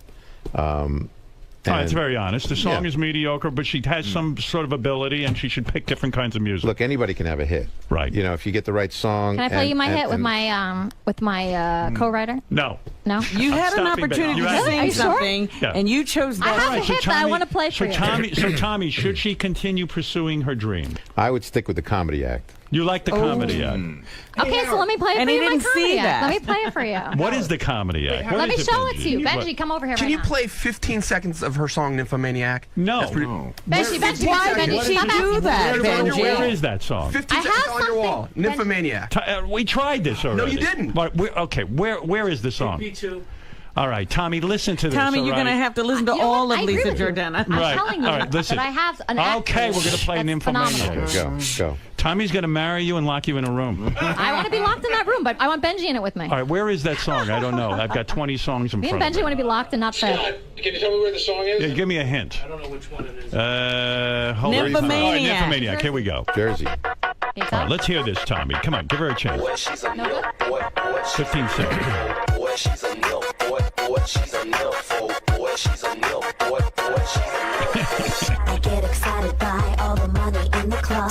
I get excited by the boys showing me all the love. I get invited to the parties thrown around the world. I guess that I'm just a lucky little party girl. I heard about you, girl. You're into that new freaky shit. I like to rock you, boy. Okay. All right, go ahead, Tommy. All right, So what look, do you say, here's the Tommy? bottom Get to the line. chorus. Tommy's got it. Tommy's got it. Here's the bottom line. If you want to make a record like that, your voice certainly can be done in the studio to come off well. Well, yeah. You know? She's got a If voice. you're going to be a singer-songwriter, piano player like this, it's not as easy. Right. You really need the chops, you know, both vocally and you need the songwriting ability. All right, there you go. That's a Simple as I that. totally agree with you. You want to make Yes, a dance yeah, record yeah. or a hip-hop record that's easy, no. All right, can I get out of this now? Can I? Benji, have yeah, you can I- learned Benji, anything? can I- Can I pitch you my act though? No. I have an act that's great. I It's got to great stop. that- I got to wrap up with Tommy. It's a Alicia. 30-second act. No, it isn't. 30 seconds. 30 seconds. No, Benny, no, no, hurry no. up. Hurry up. Run over All it. right, well, Run, thank you, run, run. Alicia. Stop it. Look, Alicia, thank you. All Online right, Tommy. sweetheart. Beautiful Hey, game she's from music.com. Jersey. What do you want? All right, well, she's a nice girl. Very lovely, very lovely. All right, Tommy, I'm sorry I even went down there. Did Benji learn You know, you anything? try things. Thank you. Thank you. Thank you. And you look great, Alicia, believe Yes, me. Who I like cares? that. As long as you're all that matters, attractive, right? that's what matters the most. That's in my book. I don't care what anyone says. Did Benji learn anything today? Who did or you- he's gone. No, He's they going out don't with listen her. anyway. I tried it. That's funny. That's okay. Yes. You obviously didn't get the outcome you desired. I wanted to play Online Sweetheart. Benji did not let me. That was a huge mistake. And, that's how I thought it would go. But you were apprehensive before, your performance. You were tempering your expectations. I didn't want to do it, to be honest with you, but I would have loved it if Benji would have just ran up there and done it with me, but he didn't do that. What am I supposed to do? I can't beg him to do something. And then he's not willing to go on a limb for me. He's not willing to say, oh, I'm going to get up right now. I'm going to sing with you. What you're saying, he's not willing to go. He's only willing to go so far. He's afraid. So it's just, you always want a guy that like the way he was at the beginning, like how he's so into me and thought I was so great and stuck up for me and said, oh, even if I'm not great, which I don't think I'm some great musician or something, but I appreciated how he kind of went to bat for me, and that really ended right after we had sex. So, Is he turning from an online sweetheart into an online typical guy? Every guy's the same. Is this relationship shifting towards a friendship? Has it lost its romance? Has it lost its spark, its fire? Fire. We never, we didn't do it the right way, we just moved in together right away, and he just kind of, I wanted him to be the person he was at first, the person you didn't like. I wanted him to be that person, but he wasn't. He's the person that you like. That's what he is. So he just wants attention. That's it, for himself and praise, and he won't bend over backwards for somebody he loves. So that's it. All right, Elisa. That's very depressing. I'm actually sad about it. Don't be sad.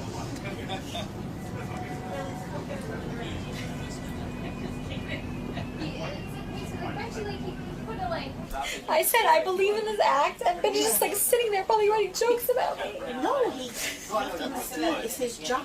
This is his job. They didn't want you to do that. They were all telling you no. No, but if he really believes in me, he does believe. But this is his job, and he can't go against his boss. He has to. This is how he pays the bills. Do you know what I mean? Barely. Well, whatever. You know what I'm saying? But this is. I'm done with him. I'm done with him. No, He doesn't have my best interest. Yes, he does. His ex-girlfriend, he had her naked here 3 times looking fat. Really, that's the truth. He doesn't care about his girlfriends.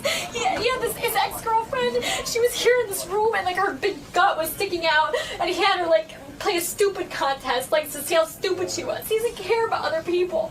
He doesn't. If he would have cared about me, he would have said yes. We have an act. We sing together. How would they want that? Don't you? I know, but he could go. If he really cared about me. Oh, really? Oh, what is he, God? Yeah. Your boss? No.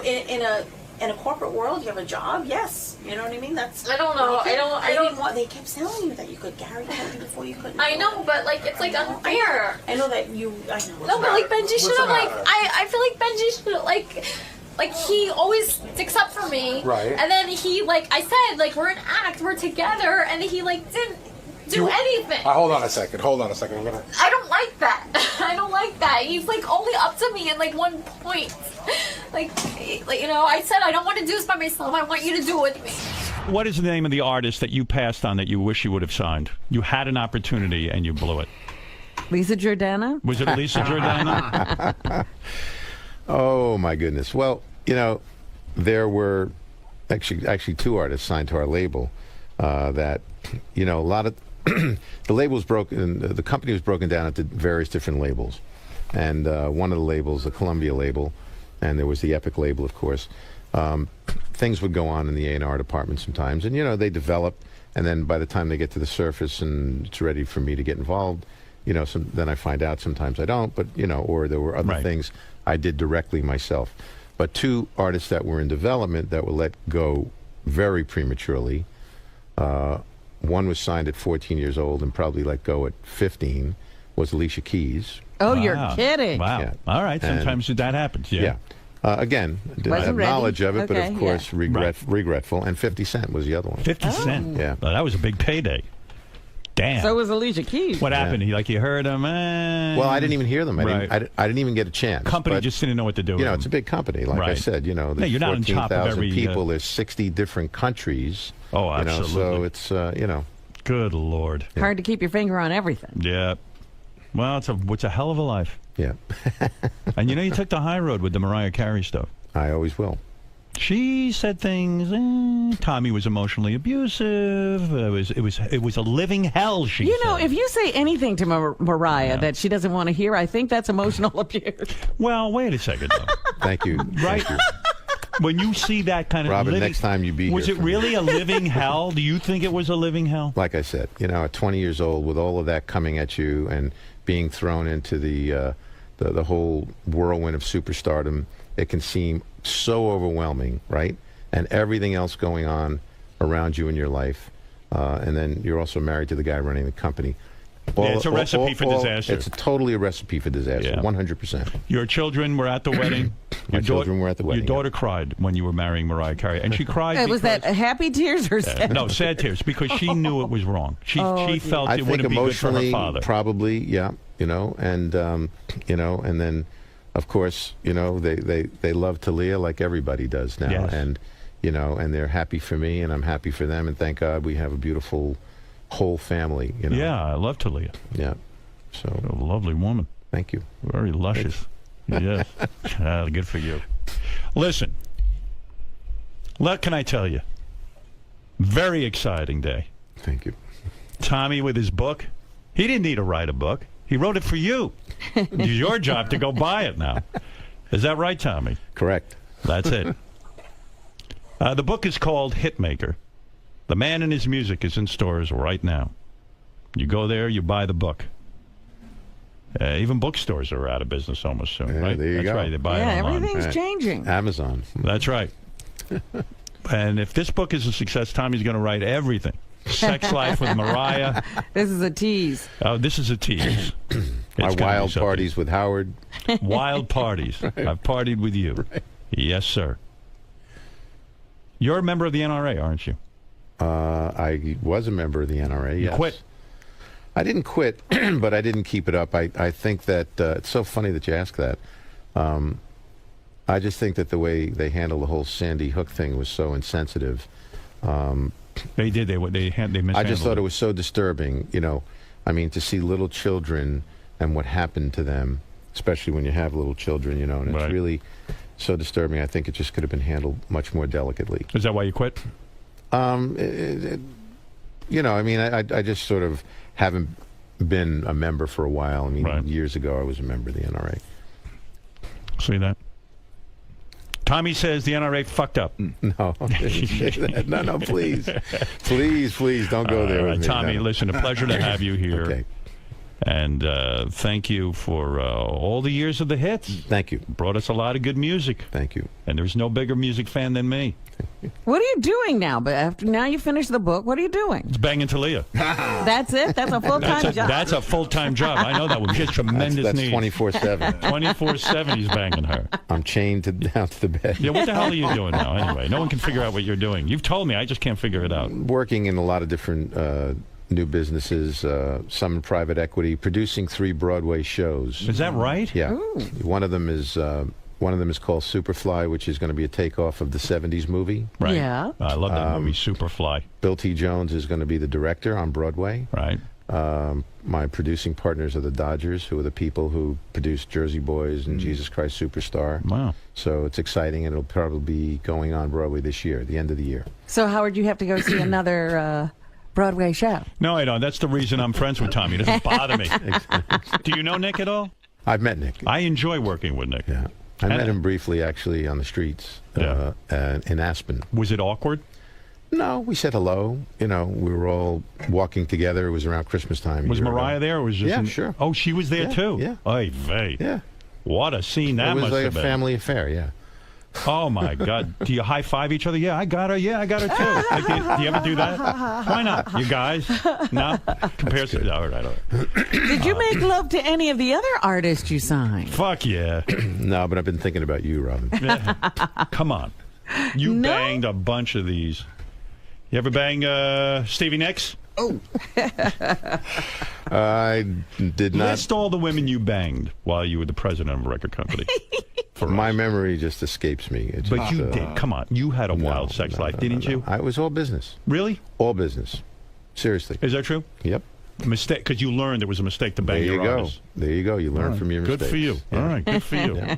Well, it's important. You know, you're the head of a company. You can't be banging everybody, Tommy. Keep it in your pants. Crying out loud. Was Mariah a virgin when you married her? Describe breaking her hymen. Oh, my. Oh, really, Tommy? That's a project, right? Oh, my God. Did you ever say to Nick, hey, Nick, you know, I took her virginity. She was a virgin when you married her, wasn't she? You'll have to ask her. I'm not sure about that. I hate when you're a gentleman. Yeah. Go ahead. I have to interrupt. Elisa is sobbing. Why? She's mad at Benji, actually. Why? Why is she mad? Because Benji didn't stick up for her. What do you mean? What are you When he talking talked about about? their comedy act. Benji, hold on. I'm going to bring her in. I'm going to bring her in. All right, go. Well, all right. Oh, my Why is goodness. she sobbing? I don't want to go back in there. Benji, you totally didn't stand up for me. What do you mean? You didn't do anything. You should have said yes, we are an act. Benji. We are next. You always do this every time.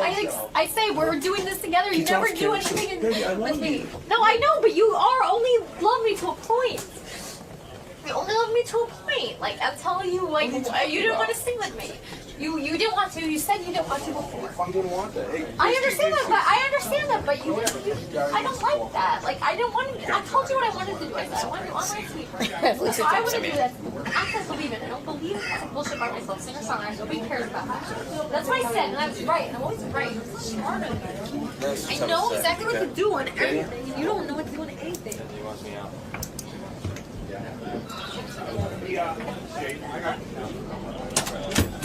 We're going to see the comedy act? Yeah, I think we're going to have. You're going to have to sit here through the comedy act. Oh, my God. Howard, we can't have the show held up. It's going to be held up. Being held hostage. Hold on a second. Tommy, you could never last as a judge on one of these shows. Oh, my God. I made a little 5-year-old kid cry. And you made Elisa cry. And you made Elisa cry. You're a horrible judge. I can't get... Benji's doing his own show out there. I can't seem to get anything going. Oh, forget it. Tommy, I feel try bad and sneak now. out the back, all right? I'm gonna go, You think Mexico is dangerous? Wait till you go in our hall.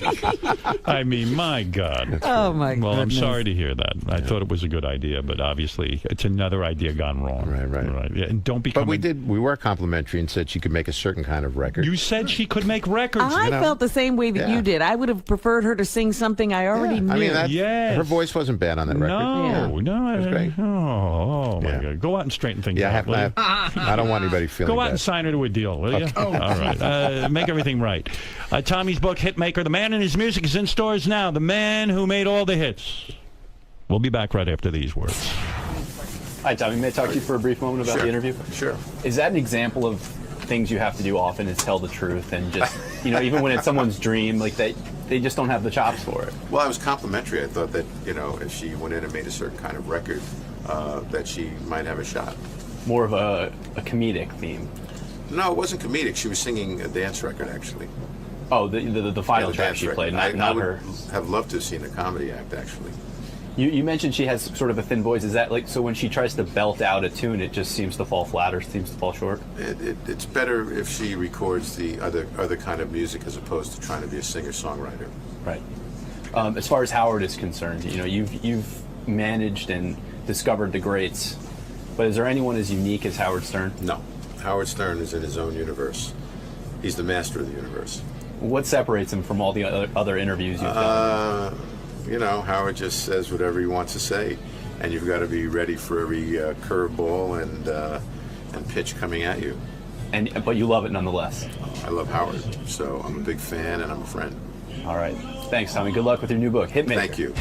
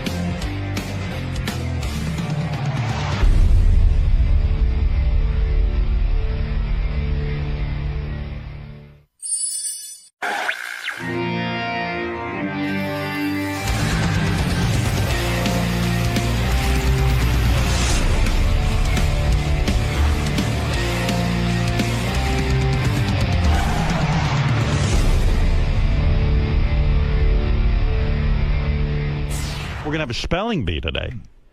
With Tim Sabian. Tim Sabian, who I'm trying to think who's going to lose.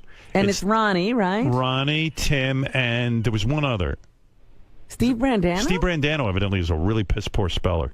I was just, you know, somebody, I guess I was reading something about how, or hearing on the news what people like from the show in terms of who tweets. Yeah.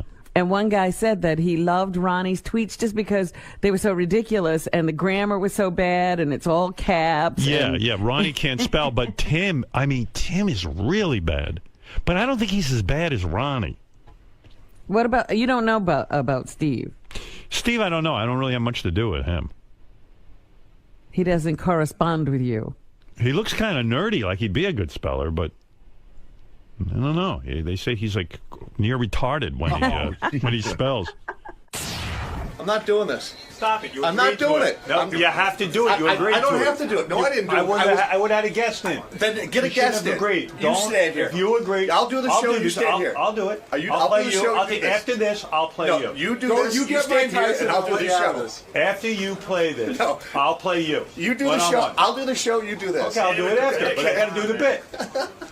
You lost more weight. Yeah, I know. I'm losing weight. Ronnie lost more weight than you. You're just trying to be nice to me, so I stand here. Prick. You know, the other thing is when I just spell the fucking word. No, come here. When I did you can do it. A funny bit to talk about Howard is when I called Tim on the intercom. You know, Steve heard me. He goes, "You know, none of us want to do this bit." Well, of course not. Who the hell wants to do it? Oh, so I can be humiliated. All right. I shit on the walls. I can't spell. The fuck else you want to do to me? What do I want to do to you? Yeah. Hold on. Let's be a team player. Hey. Stop it. I'm on the air now. Hey, come on, All quiet. right. Tim protesting loudly. He does not want to be a part of this. I need this aggravation like I need a hole in my fucking head. Tim, Yes, sir. you can't beat Ronnie and Steve. No. You do this, and I'll do the show. All right, Let's I tell you what. switch. Let's if you switch. want me to do the spelling bee, I'll play you after we play the spelling bee. Okay. All right? That's what you want. No, I don't want that either. All right. Yeah. All right. Are you ready? I want to go back to my desk and finish my job today. It is time now for the big spelling bee. Oh, great. Calm down, man. Take it easy. And now, the Howard Stern Show Spelling Bee. All right. Very good. You talked all over the intro. Good. I'm doing production. Blah, blah, blah, blah. Let's Believe go. this I got to guy? go back to my desk. Ronnie the limo I got work to driver, do. Tim Sabian, and Steve Brandano. We have determined you three are the worst spellers at the show. I know I am. I'll take was that time- award. All right, here we go. Of course, All right, I let's am. see who is the worst. Steve, can I hear your mic? Check. Hello. Tim, can I hear your mic? Testing 1 2. Testing 1 2. Ronnie the limo driver. Hello. All right, we'll start with Steve Brandano. Steve, since you are the least known on the show, we'll start with you. Steve Brandano, Yes. spell the following word. Definitely. DEFINTLY.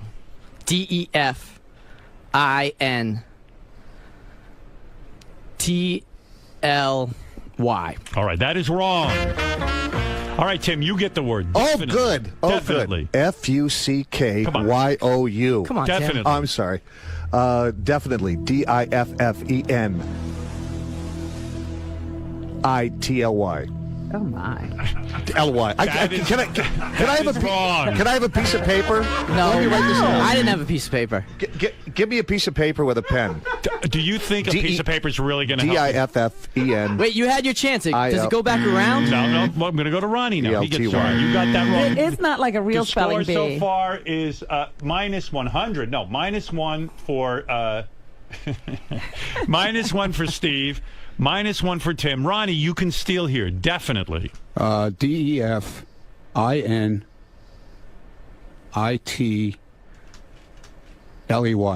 That is wrong. Does it go? Do I get another shot at it? This whole Give me a contest piece of is paper. I want a piece of paper. definitely. I want Let's a go piece back. of paper. All right. I want a piece of paper. It's and a pen. Steve's turn. Go ahead. DEFINTLEY. Wrong. Damn. Okay, you have minus 2. All right, Tim, definitely. Definitely not spelling this. Okay, can I get a piece of paper and a pen? None of the on the next round, maybe. No. Oh, See, come try- on. Well, Howard, what are none you of the doing guys to me? have that. Exactly. I'm going to All have right, it. So I will give that to you for the next round, but now we have to do it fair and square. Why are you Till being so someone gets- difficult today? Definitely. Go ahead. Oh. Didn't you get enough sleep? What Go time ahead. did you get up? Come on. If What it comes back around, I got it. All right, go ahead, Tim. Definitely. Okay. Take your time. Definitely. DIFFINITLY.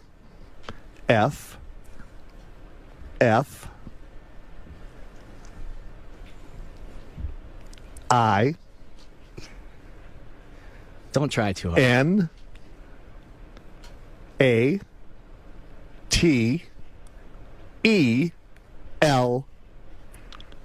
Now, you left out. Wrong. You almost hit every letter in the alphabet. All right, now Ronnie, it's -2 to -2. Ronnie, you're -1. You could go up to 0. Go ahead, definitely, Ron. Take your time. I need a piece of paper. DEFINTLY.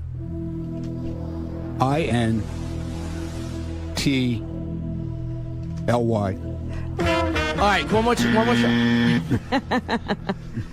Never step on my sound effects, Steve. All right, one more round on definitely, and then I got to, because you're all We at gotta move -2. to another. Okay. All right, Steve word. Brandano, definitely. DEFINTELY.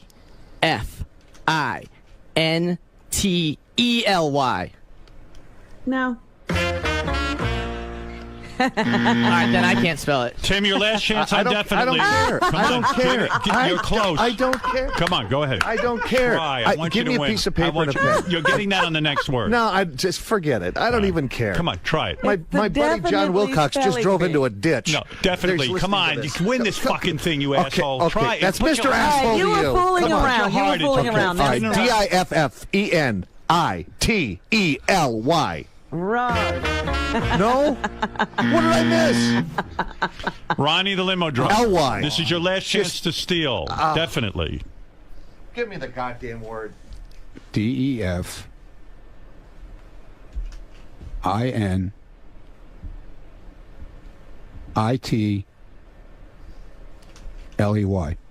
No.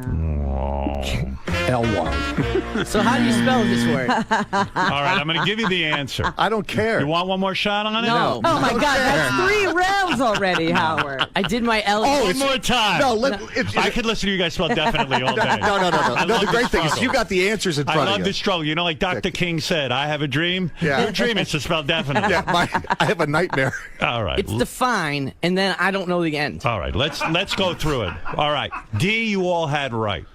Tim got lost on the second letter. Tim, the second letter is an E, not an I. It's did I say? definitely not Or an definitely. A. He tried an A. Yeah, as you did well. try an A. I'll give you that. I you tried had a it lot all. of vowels in there. All right, definitely.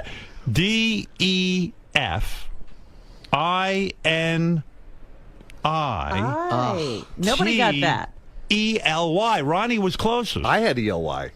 No. But yeah, but you, You had at one time, but you had I didn't have the I. you had double F. you had double all R's. kinds of things. Mr. Stern, I have to see it It's on one F. It's one F. Mr. Stern, I have to see it on paper. I understand. Okay, but we're trying this without paper. Let's try it again. Define All right. nightly. All right. By the way, the score is -3, so it's equal now. It's anyone's game. Hey, Howard. Yeah. Can I point out an observation John Hine just told me?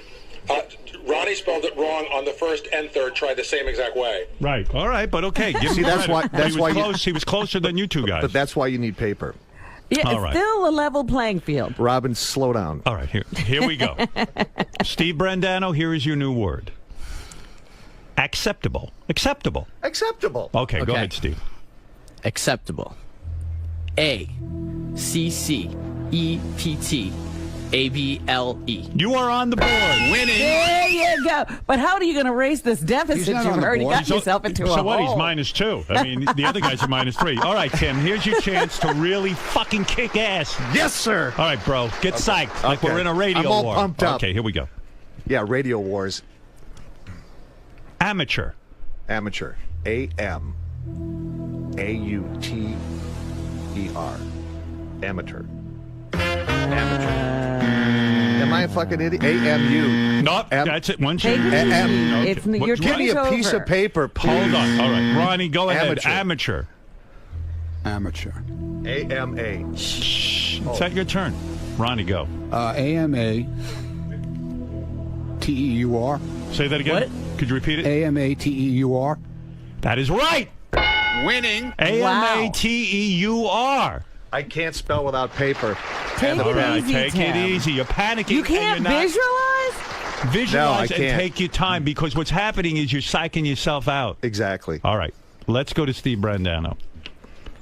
The word is. I'm not even trying For those of you at home. I want to go back to my desk. Hey, know stop what? talking out of turn. This is why you can't spell. You probably were like Here. this in class. After this, I'm not even letting you back at a desk. Not here anyway. All right. Steve. what are Thank God. doing You know at what? that? I don't need this aggravation. I can go home right now. Hold on. Steve, it's minus. Steve, you have -2. Tim has -3, and Ronnie has -2. So this is anyone's game. How could Tim only have -3? Didn't he just misspell another word? Yeah, I I'm care, sure. but not Oh no, that he's much. -4. Yeah, Okay. -4. Robin, I'm trying to help him out. Trying to cheat for You him. feel bad for him. All right, Steve Brandano, spell the word calendar.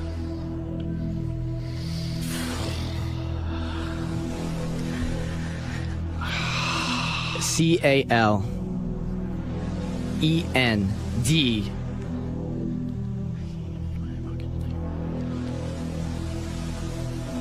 A-R. Correct! What was that thing he just E. did? I did eeny, meeny, miny, mo between E and A, and I came with A. He gets all the easy ones. Oh, please, Tim. Tim, believe me, if I asked you to spell it. All right, Tim, here's an easy. All right, so -1 for Steve. He's working his way back up to 0. Getting into Now, a good come on. lead Here we go. Tim Sabian. Howard Stern. Column. Column. One from column A and one from column B. You've been in many menus. You have seen many menus. We know that from the size of your belly. Go ahead, column. Now, did you have to throw that in? Shh. Now, that hurt. Now think. Now that distracted me. You're so nervous. You're choking. Now, come on. I am. Column. Column.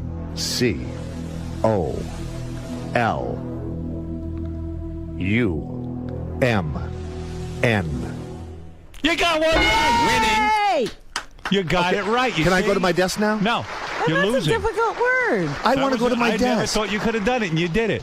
Can I go to my desk now? No. You're doing The game's not well. over. I have a On lot of things to do. roll. No, you don't. Yes, I do. You're wasting your having time. Do you want to hang with me one day, Howard? All right. You're -3. What is wrong with you today? Yeah, mellow out. I hate this stuff. I don't. All right. I didn't. I hate it too, but I got to be here, obviously. Ronnie, I it's tried to your give you turn. props. Hey, let me fix the pillow on the couch. Ronnie, the word is accurate. Accurate. A-C-C-U-R-A-T-E. Ronnie is in the game. Winning. You have -1. Steve Brandano has -1. Tim Sabian has -3. Here we Come go. on, Tim. All right, thanks, Robin. Here we go. Here we go. Steve Brandano, you are going to take it if you get this right. Maintenance. Maintenance. I think I got this. Go ahead.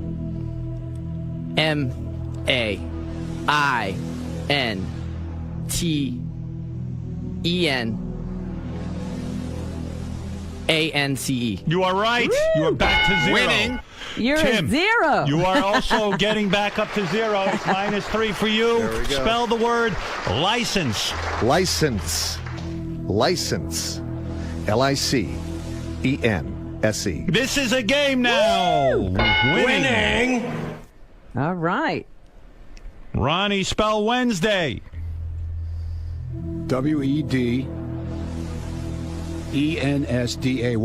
Wrong. Ooh.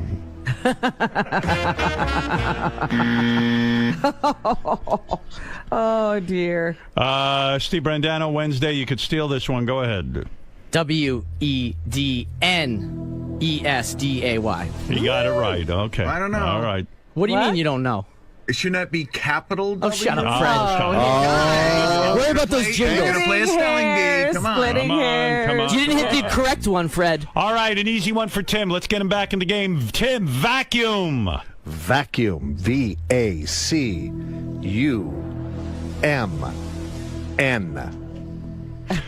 That is CC. CC. VACCUME. All right, come on. You got fuck one. it. All right, I'm done. you stumbled there. I'm you done. Stumbled I'm there. going No, you're back. not. We're You're almost back at the in end a of the hole. game. You're Hold back in on. a I'm better at shitting on the walls. You're back to -3. Let me go back. Steve Brandano is at +1. Ronnie -2. You can steal right now. Vacuum. VACUM. Wrong.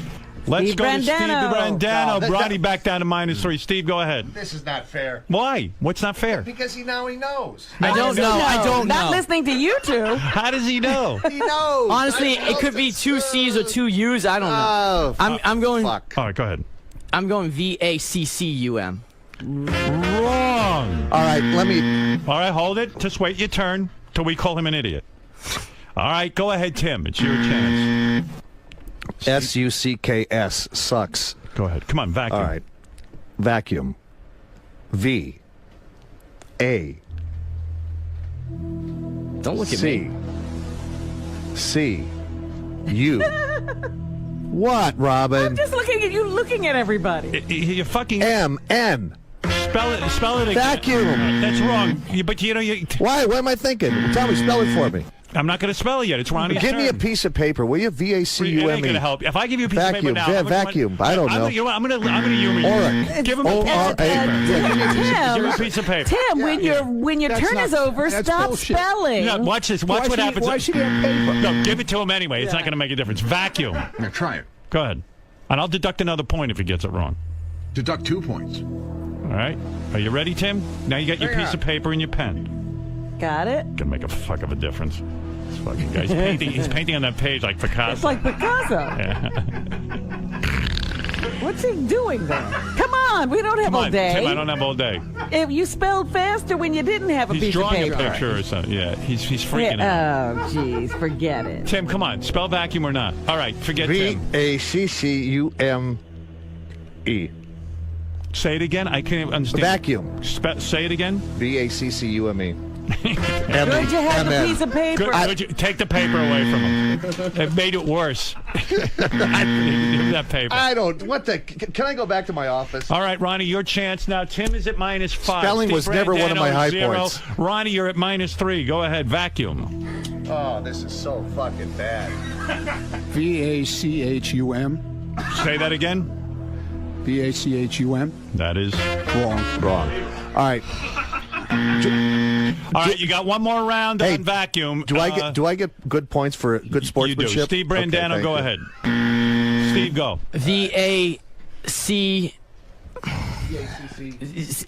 So I'm starting over. All right. This is not right. VACUUM. Right. Really? V-A-C-U-U-M. Vacuum. You've What a seen a stupid vacuum word. cleaner. I knew it had 2 U's What a in stupid it. Wow, word. how'd you pull that out? I didn't think that's right. 2 U's? Where you ever see 2 U's back All right, then? Tim, And your last vacuum. word. To redeem Yes, yourself so here. Please, dear Jesus. Last word of the game. Redeem yourself. Seizure. Go ahead, Tim. Seizure. S-E-I-Z-U-R-E. Good. Very good. All right. You got one right. Thank God. God. All I right. never. He's minus. He was at -5. Well, Robin, let's Robin, rub it in, the will game you? is over. Hey. Let me announce thank the you, winner. Jesus. Ronnie, coming in at number 3 is -4 points. Tim Sabian, you dead last. Thank you. Ronnie, the limo driver, coming in at number 2. Oh, no, I'm sorry. You're They're tied. even. -4. Oh, maybe we should have one more word. So we have No, I gotta go. I gotta go. on, we gotta break Howard, the really, tie. I have to go. Steve is winning with It's +1. 8:03 Eastern time. I have to go. Ronnie, a chance to break the tie. Psychology. Go ahead, Ron. Psychology. Tiebreaker between you and Tim. P-H-Y.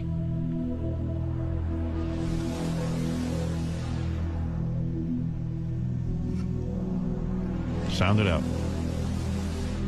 P-H-Y.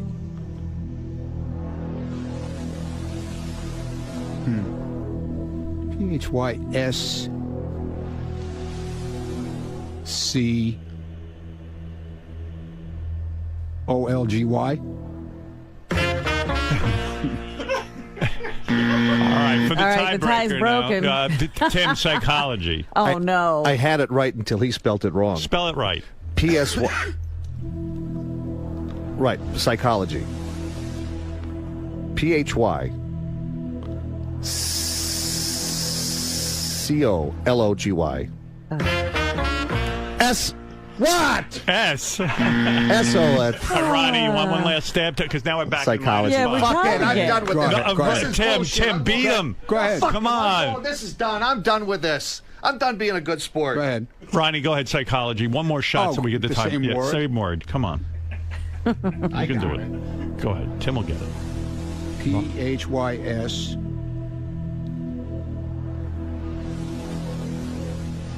O. L.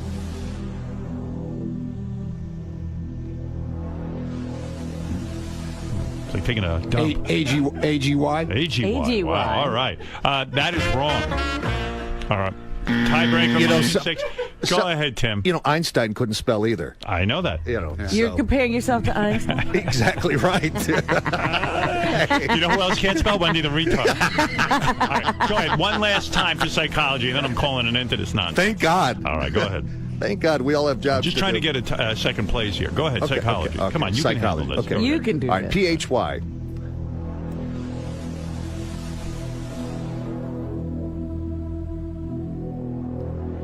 S. Interesting. C-O-L-O-G-Y. Wow. That's what See, it's a, I get confused Wow. with the S or the C. Robin, I'm ashamed to say that Oh, we can't get shut a the fuck tiebreaker. up. All right, look, you know what? I'm going to end this atrocity. you. All The right. two of you are tied for last Okay, place. good. Let's go out Do you drinking, want to know Ronnie. how to spell psychology? No, I don't. I know how to spell it, but You're I not, can't you're spell not it. interested? Yeah, I'm not interested. Give him a piece of paper. I want to No, I really don't- see if he can Could you spell do it with a Yeah, piece of yeah, paper? I can All right, do give it. him a piece of Give paper. him a piece of paper. All right, the paper is going to help. Like the paper is going to help. The paper better have the name on it. Seriously, Tim, spell psychology on the piece of paper. Is it 2 L's? No. Was that Ronnie? Don't confuse him. Take it easy. Don't talk.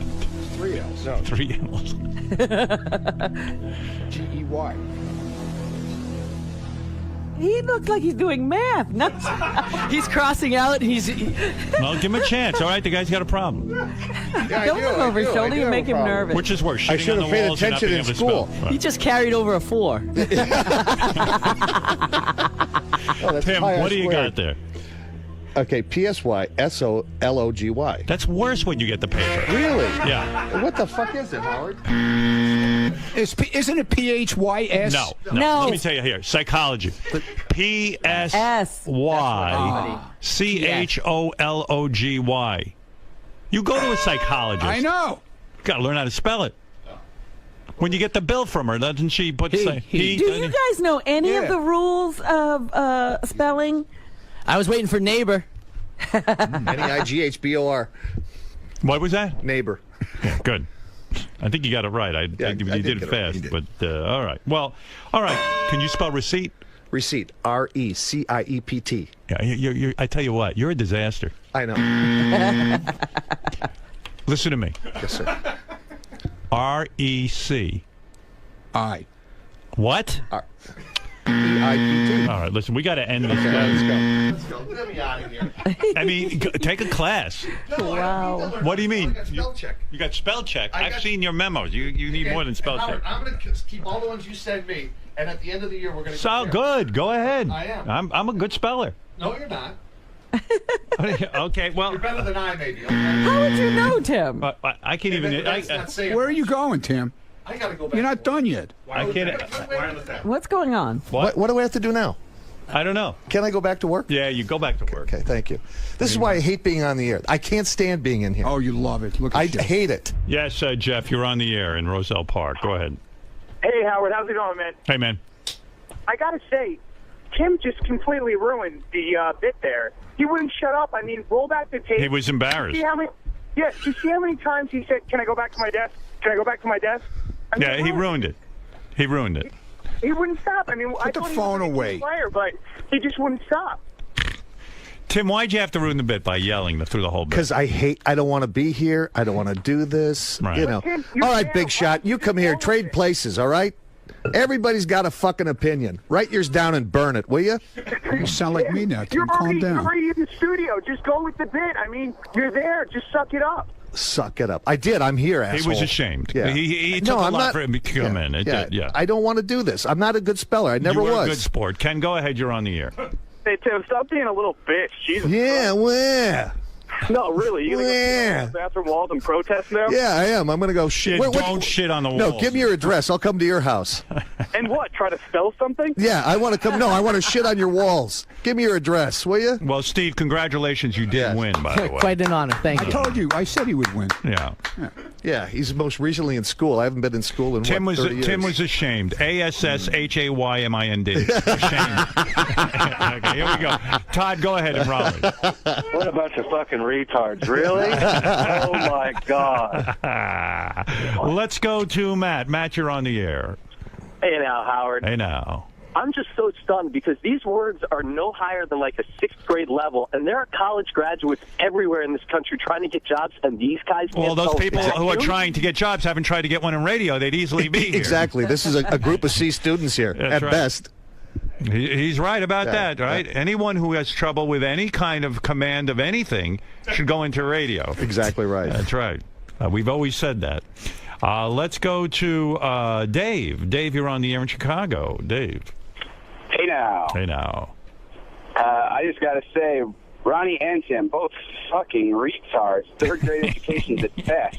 Robert, you're on the air. Go ahead in Dallas. Hey, Howard. With people like Tim running Sirius, I can totally understand why the stock will never be over $1 a share. Well, by the way, the stock is over $3 a share, Exactly. believe it or not. Exactly. Yeah. Hey now. And, Hey now. And quite frankly, if I took all the executives at Sirius, I think Tim would beat them all in the spelling bee. That's the sad part. Thanks, Howard. That's right. Thank you, Well, Howard. anyway, guys, listen, you are good sports. This was the spelling bee. You did it. You came out. You tried your best. Steve Brandano, you're number one with a +1 on With the a board. 1. With a 1. That's right. Tim, it was a tough day for you. I think if you had relaxed a little and gone with it, you might have spelled better. Yeah, it's not my thing. Ronnie, you manned up, you came in, you did it, and you took it like a champ. And look, you got a whole new thing for Ronnie's block party. You can go out and spell in front of the audience. exactly. You don't have to yell There so we go. much. Not bad. Don't have to yell so much. All right, invite these two guys and have a spelling bee Yeah, on right. stage. Good idea. People will love it. Exactly. All right, there you go, and thank you for the big spelling bee. This has been the Howard Stern Show Spelling Bee. Howard, I wanted to do this like I want to fucking hold it. Thank you for doing it. Howard. Thanking you for doing it. No, Howard. No, yeah, You had a -8. No big deal. You're being. Hey guys, can we just get the three of you in front of the spelling bee thing back here? I never. If you had just shit on the wall during this, it would have been a home run. Seriously, you are owed one. Yeah, exactly. Right. What? No, you are. Right. When you need a favor, it'll be done. Nobody, listen, I'll tell you this. Nobody will ever accuse you of not being a team player. For real. Yeah.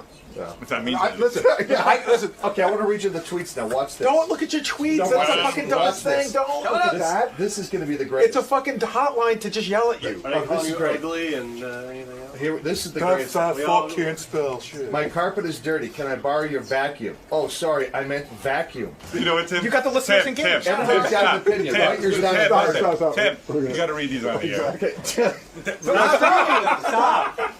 Stop! Take the phone away from him. Wait, I want you to do it. Just wait. Come over here. Go stand up. I know. Don't. Heyo. Go stand over there. What is it? Don't tell him to stop. Just Tim, wait. What he's saying is wait too. Stop. You own a business, you rely on your reputation for success. Okay. Then listen here. People are talking about you. All right, Tim, you're going to bum out. After the spelling bee, Tim has been on his Twitter account. He's all freaked out, Robin, because you are freaked out. Because what is he explaining on Twitter? When I go on Twitter, everyone's going to be calling me an idiot. All right, read some of your tweets. All right, here we go. Ready? Go ahead. All right. I'm sure Ronnie and Tim Sabian must have been special ed students. Tim is out of his freaking mind. That's number one. That's on your Twitter account. Yes. Tim Sabian is a radio vortex, crybaby. My carpet is dirty. Can I borrow your vacuum? Oh, sorry, I meant vacuum. They spelled it wrong both ways. What is your address? I want to come to your house and shit all over your walls. Right. Everybody's got an opinion. Write yours down and burn it.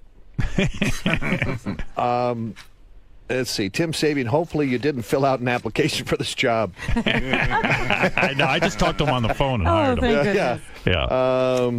Let's see. Who knew Tim Sabian could be that stupid? He definitely is. I'm amazed that Tim Sabian is any type of authority figure. Listening to all of his whining, what a leader. Well, there you go. There you go. No more whining. So stop reading those, okay? I love reading this stuff. Yeah. Marianne from Brooklyn writes, I think I could win the Tim Bush game. Got all correct yesterday. Love the Fred scream. Only you. That's why we love you. Thanks, all right, well, Marianne. she wasn't negative. Yes, exactly. All right, good. Anyway. All right, Tim, thank you. And thank you. Tim, you were a good sport. Thank you for playing. Yes, I know you. it is difficult to be. No, it's not difficult. Because I told you from the beginning I can't spell. I know. I was know honest. that. I know that. You are honest. Not like Shitgate where you were dishonest. I was honest about that, too.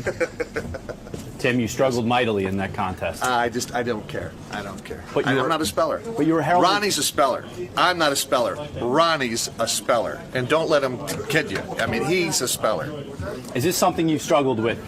All my life. Most of your life. Yeah, And so today you confronted a demon. Yeah, exactly. Do you feel I'm dyslexic, and I never could spell, so who cares? What am I Well, look gonna where do? you are now. Exactly. And you did it without spelling. Exactly. Spelling was never one of my high points, and look at me.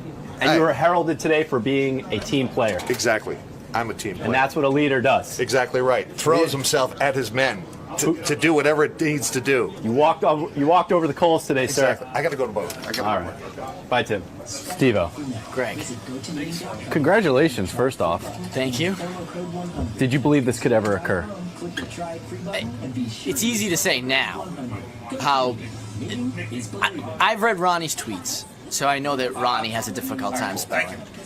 Tim, again, runs the channel and is a wild card. I mean, I've heard that he doesn't spell well, but I know that I don't spell well. So I didn't know what to think about Tim.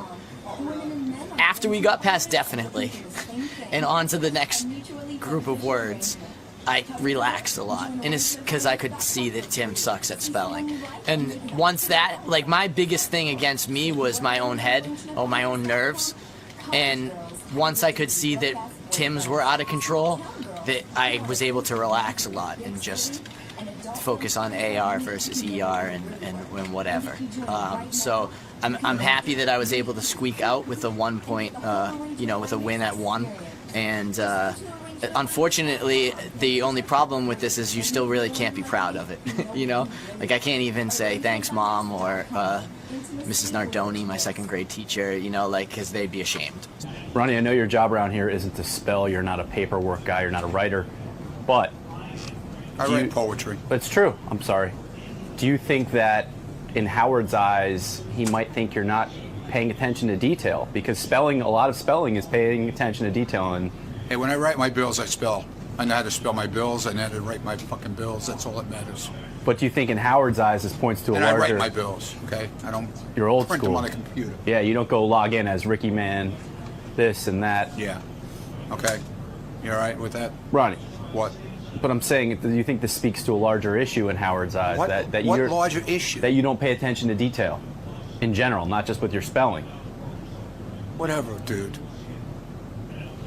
I don't know what you're trying to dig up here, but No, I'm it's saying, not working. does this indicate that you're not in your day-to-day life, in your I'm job an idiot, duties? okay? You happy? That's what you wanted to hear? You got that for your fucking camera? One more time, please. I'd say it once. And 3, 2. 3, 2. All right, I think we got it the first time. Yeah, good.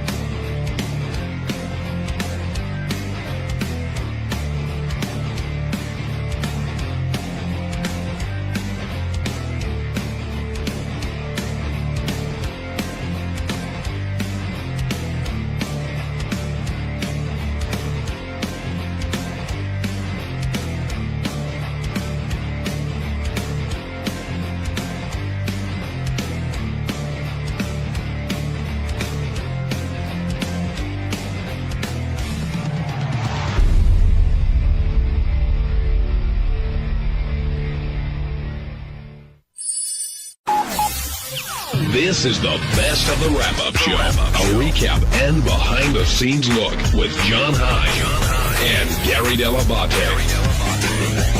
The best of the wrap-up show begins now. Hey, what's up? This is Will, and on Monday's wrap-up show, we talked about Dumber Than a Box of Rocks. These girls are truly dumber than a box of rocks.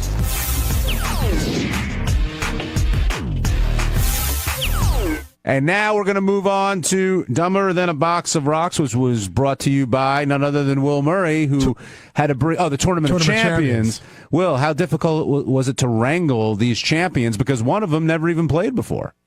Yeah, I mean, we went back and looked at everybody who's played the game before, and I think half of them might be dead at this point because their numbers no longer work. So we brought back Brittany Stevens, who was excellent. She's a trooper. And then the last time we did this game was Ricky Six, who played today, and this girl, Jaden Lee, and they were both home runs. So we went with Ricky Six there. And then we had to go back to the drawing board for the third contestant, and we came up with Layla Price. We should. Oh, I'm sorry. It's okay. I'm guessing with Layla, that was a situation where when you spoke to her, she probably couldn't get an answer, but you never know until they actually come in and perform on the show. Well, I still believe she was very stupid, but compared to those others, she looked like a rocket scientist. Yeah. But Will does not only a pre-interview, but Will gives him a test. So Will, you have the test in front of you because he was very upset by this. Tell us some of the questions she got wrong on the initial test when you get her on the phone. This is Layla, who won the Tournament of Champions. Right. This is like the preliminary test just to see how she'd do. She said GM stood for General Missions. O on the periodic table of elements was for optimist. The Cold War was fought between Japan and Russia. There are 2 statues of liberty. 2 statues? 2 statues of liberty. And 9 times 9 is 49. So Will thought she'd be perfect for the game, and then she got here and she seemed to know more. Sometimes it is you just hit the right questions. I think it was more of that than anything. I couldn't believe she pulled Microsoft out of her butt. Yeah. Well, you knew things were going to be a little weird when Brittany nailed the Grand Canyon. I was shocked that she got the Grand Canyon was in Arizona. But that's one of those questions I think you get lucky. I mean, she lives out in California. Maybe she's done drugs out there or something and had an old escort out there or something. And I don't know about that. See, I thought... I'm guessing. See, I thought Brittany's strategy was to guess presidents, which I thought was a pretty good strategy, actually. Every answer was Lincoln. And she got, I think, one of those right that way. But JFK, I think there are people on the staff who wouldn't know what JFK stands for. You agree? We can read between your lines, John. People on the staff mean Sal. No, not just Sal. I think other people may not know what JFK's middle name is. I think it's an age thing. You know what I mean? I think that if you're 25, you may not know it, but if you're 50, of course you know it. The other gem we added, I'm guessing this came from the spelling bee, was having the negative scores versus the positive scores. You love seeing that where they're all competing and they're less than 0. Yes, that was absolutely came from the spelling bee, and it was a great dimension to the game. The greatest part of the bit was today. At one point, it was -3, and 0. Yes. Yeah, 0, the big leader. Do you think they should know who invented the telephone? Yeah, I think they should. I think that was one of the harder questions of the questions we asked. Did you? but- Isn't that like something you get taught like in 3rd or 4th grade? Yes. I'm just saying. I think it's funny to say I think knowing where the Grand Canyon is harder for some people than the telephone. Now here's the controversy. When Howard asked what's venison, they heard it as. I'm guessing they heard it as the city of Venice is in where, so that's why she answered. That's not even close to the question that was asked. and I corrected them when they were outside. All 3 of them were being interviewed, and she was saying that question was unfair because Howard asked, "What country is Venice in?" I go, "He did not say what country." Actually, we have it. Ted, hit number 1. We can hear it for ourselves. Let's give an easy one. What is venison? Let's go to beautiful Layla. What is venison? Italy. All right, Italy is wrong. It's almost right. It's almost. Would you say what you have to say? I'm dumber than a box of rocks. All right, let's get to Brittany. Brittany, what is venison? California? That is wrong. All right, let's go to the very beautiful Ricky. Ricky, what is venison? Okay, let me got this one. Go ahead, Okay. baby. Go for it.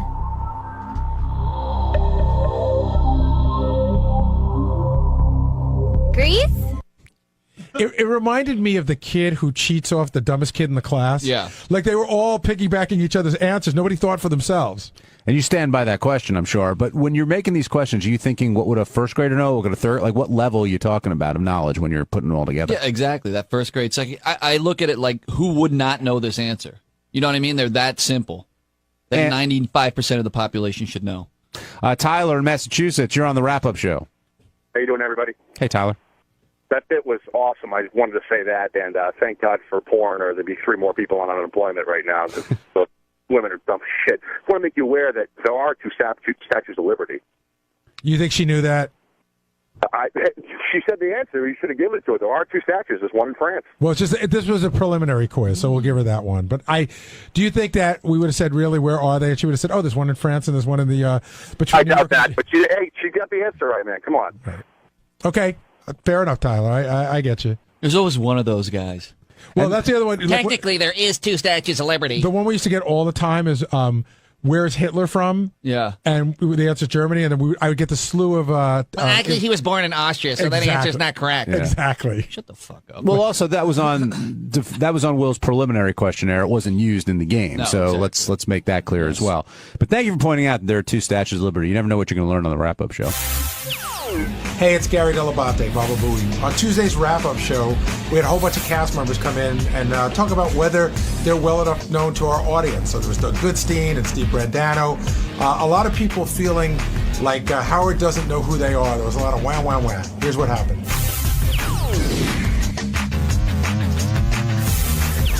A theme that's been going through the show lately with Howard is nobody cares about this guy. Nobody cares about you. It happened with the Revelations with Steve and Lieberman. It happened to Doug with this whole Fine Time rap. And I know we all know what Howard means. It is the Howard Stern show, and we're all superfluous. We get it. But I think some people are really getting hurt by that. And, well, who? Well, they can speak for themselves. But if you keep being told that you don't matter and you don't count, then you start believing it in a way, don't you think?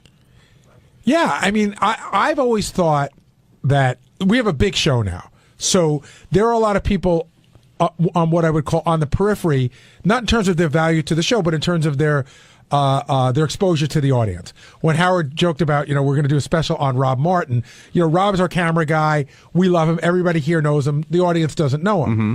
But I think, and I was saying this to the news today, I think Steve Brandano is on the periphery, but I say that in a positive way. Whereas, while he's not a star of the show, I think he's been around long enough that people do know who he is. And one of the things I think that listeners enjoy about the show is bring us into the inner circle. Tell us the little things that are happening. Like, John, you and I always talk about our favorite character on a TV show, who's that interesting peripheral character that's not on all the time. And I think Steve sort of fits that bill. Absolutely. That's what Howard's done for years, and that's part of the show that I really enjoy. But the difference here is that, like, using Steve as an example, since he's standing right here, Steve may not be on the Howard Stern show all that much, but he is on the Howard Stern channels quite a bit. Well, he does the intern show. He's here on the wrap-up show. He does the TV, John Hines TV, I can never get the name right. You're right. Show. John Hines TV show, and Geek Time. Yeah, and I'm on air on all those too, but it's... And you're, to our audience, you're the guy who's, I mean, I get like a tweet a day about you and the Black Keys. Yeah, no, tell me about it. I know. Yeah, I mean, I'm not like hurt by it, but like when you went in there, like we kind of knew in the back office that you were leading off this game with me. Like everybody was like, this is not... He's going to say, who gives a fuck about Steve? But I didn't think we were all right. I didn't think it was a good idea to... I thought it was a Repeatedly. good enough... I thought it was a good... He loved the story, right? It just sucks to... It sucks for me is that's one of my best stories, and if he doesn't care about that, then I'm not, you're not going to hear me on the Howard Stern show anytime soon. I led off with what I thought was the strongest story. Howard's was the strongest revelation, but I didn't want to lead off with that one. So I worked my way up to it. But I think giving everyone the airtime, and I'm guilty of this as well, you end up thinking that your exposure is higher than it might be. And I think for a lot of people, not just Steve and I, like the balloon needs to be burst because people think, everybody hears them, everybody cares about what they think. The only person that people really care about what they think is Howard, and then everyone else kind of falls into place. But I think that's understood. I don't think Steve says, hey, people are as interested in me as they are in Howard. Right. What he's saying is, and I think what I'm saying too is, of course, it's the Howard Stern show. Howard's the one that they're interested in. And then there's Robin and Fred, and then there's me, and then it sort of moves its way down. But I think that Steve is well enough known to be worth inclusion. Well, I liked your revelation, Steve. Thank you. I like Jon Lieberman's also in the coat room when he was the fraternity president. We're not going to forget about that. That is the dumbest one ever. Well, John, it's come really down. not. The ones that are coming up are dumber, but that was the dumbest one. Oh, there's some that are hysterical. I can't wait to that. But I see 24-minute Doug Goodstein over there. Doug, did you understand what Howard was trying to tell you? Because it seemed like you kind of got it, but you kind of didn't. Did you understand what I was trying to tell him? Yeah, you were saying that you fielded a lot of questions for Well, it's for 10 the show. questions for every show. This show, if me talking is probably the same exact length as everyone. We just happen to, every answer I did, I specifically added visual components to it. Does that make sense? But you said so you we do that with opened it up everyone. not with everyone, not if it's like an F, Marry, Kill. But I asked we you today, do B-roll. I think that you should be doing the show, but I think that when you see that yours is so much longer than Robin's. Honestly, when Richie told me or Lieberman was like, it's the longest one ever, I go, really? How long is it? It's not like something I took a look at. It's just like it is what it is. We make the shows the best they can be. And, in my case, I'm not worthy of 24 minutes. It's not like I said, let's make mine the longest. That's an absurd thing. If that's what what people think I did, said I need to be the longest one. It wasn't that at all. Maybe Howard's saying it's not so overt. Maybe you didn't go say make mine the longest, but as you're working on yours, you fell in love with yourself and it just got to be longer. No, I didn't fall in love with myself at all. I think that's what he's saying. Great. Let him say his opinion. I'm telling him he's wrong. I know, and I understood, and I heard it, and he's wrong. But if you see the show and you see it's much longer than everybody else's, on the face of it... I don't look at the time. I look at what the best show is. So, yeah, some people were 8 minutes. It's because they answered the questions boom, boom, boom. Maybe they wanted to just get out of there, I answered in detail, I answered honestly, and I answered stuff that's informative to the audience that we hear over and over again. If people didn't want this stuff answered, they wouldn't ask it. It's on our Twitter account on Howard TV. It's questions that Howard gets all the time. I get on my Twitter. It's questions about why is Howard TV not available on anywhere but cable. It's stuff about the music rights. I answered it honestly and in detail. Why is that a problem? Were you offended when Howard said it's the worst thing Howard TV's ever put together? He hasn't seen it. Let him watch the whole thing and then comment. And it's going to be the same thing because that's the way the show works and that's good for the air. But, JD pitched it to him and he just completely, was completely persuasive. Like, here, check out this horrible, longest, worst fine time ever. So, yeah, he skewed it. JD didn't really skew it. I got to tell you, it was a team effort. When I say that, not our team. I'm not bent out of shape. You don't have to. People were coming from all corners feeding this rap to us. But I think that where you probably got into some trouble was when you started giving your background. But I answered a question. Yeah, but you picked the questions you answered. Yeah. We narrowed down the questions. Some of them are just, some questions are horrible, though. Then why include them? I didn't include them. I'm saying I eliminated some questions. These are some of the better ones. I mean, Howard would say, "Why?" Everyone gets asked. That's probably the most common. What do you do before, and what do you want to do after Howard? What's wrong with that? You guys are like, dude. Well, I mean, if anybody has seen Doug's if anybody has seen Doug's Fine Time and wants to weigh in on this, come on down and speak your mind, because clearly he's making a point. The point is that it doesn't matter to me. Listen, I would do one with Teddy. No offense to Teddy, but I think people have questions for Teddy. What does he do? What's his? This is the behind-the-scenes show. It's peeling back the curtain and asking people. That is the show. If Howard didn't like the show, then he shouldn't have let me do Fine Time for over a year already. We've done 30 of these. I think Howard. They're interesting. I think Howard likes the show, Doug. They're I just think he interactive. was talking about your episode in particular. Because he's, of course, it's always me. It's always me. The target is on my forehead. Do you feel that way? Oh, yeah. Just in general? And a lot of things. Like I answered one of the questions in the show very in specific detail. I went away. I've gone away on 3 trips in the last 3.5 years for Howard TV. I can go on all these trips. And when I go, I don't go to vacation, and that's always the image that gets put on the air. I go and I work, and I could document, and I could show you the tapes that I shot. But when I go, for whatever reason, it's a budget killer, it's wasting time, it's a stupid, what is he doing? But it's nothing that we don't do every single weekend or every single shoot. We're shooting stuff, but when I go, and I think Gary sort of takes some of this too, like, this is what we do. When I put myself into it, it's just like there's a target on my head, and I'm the asshole. And it's been that way for years. I don't really understand it. Do you feel that Doug is a target here, Gary? I don't think Doug is a specific target, but I think he's the focal point of whatever goes wrong on television.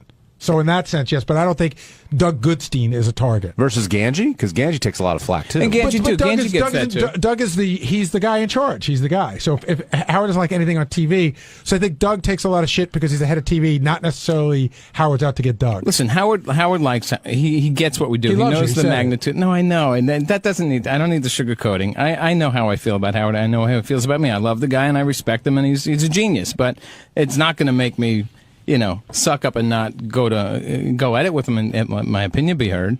Right, Teddy? Thanks. Greg Carmel, I see you itching over there. I know you're like being in front of the camera. Yes. Would you want to chime in with? No, that's exactly why I'm down here. I just want to defend myself because I didn't ask for a news report to be done on me yesterday, and I wonder, somewhere deep in the back of Howard's head, does he think, am I lumped in with these guys who he thinks are trying to be quote-unquote stars? Well, who are those guys? I mean, you can say Benji, you can say, guys that are clamoring for airtime, and he gets annoyed with the fact that they're trying to throw themselves, in front of the camera or, on the radio constantly. So, I mean, do you think, Gary, I mean, you're a lot closer to Howard than I am. How does he view someone like me, like a guy who says, who cares about Greg? And then I think he thinks that the news asked you because they had a slow news day. I don't think he holds you accountable for it. It's the news department's job to figure out what should go on and what shouldn't. I don't even think he's against the idea that they did a news story on you. I think he's more against the idea that it was 3 minutes long. And it's about something that's so inconsequential. It's like, who I think gives so. a shit? I mean, I like Greg a lot. I said that to me, that's sort of a very benign story that he moved in. If you do something on Greg, find something much more interesting. But I don't think. But when you talk about people who are like clamoring for airtime, Greg Carmel is not one of those people. That's all. Do you think that's what I was clamoring for? I'm not clamoring for airtime at all. I think you enjoy being on the air, but I don't think you look for it. I don't look for it at all. I never have, never will. But that's just not your thing. There are I'm other a behind-the-scenes guy. I'm a producer. I'm a behind-the-scenes guy. When I go on the air, it's fun, and I'll go with the flow every time.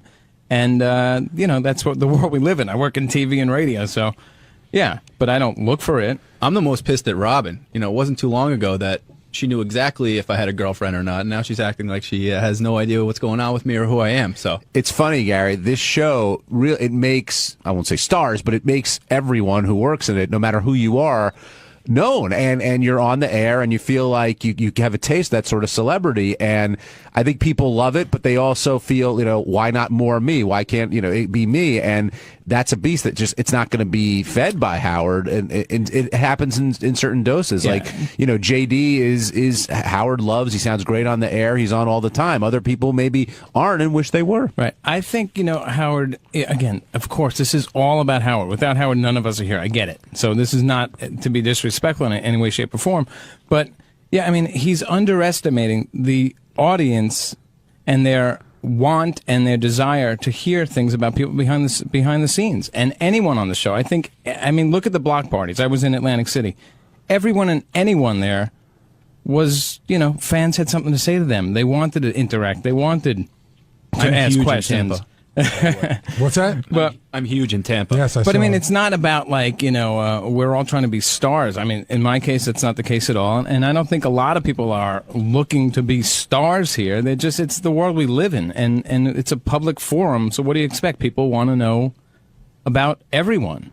John and Gary, how much do you think people listen only, because I have a feeling that there's a lot of people that only listen to Howard's show versus listening to the 101 stuff. But the people that go to like the block party, like Doug said, are those 101 people. Like, how much do you think that's actually...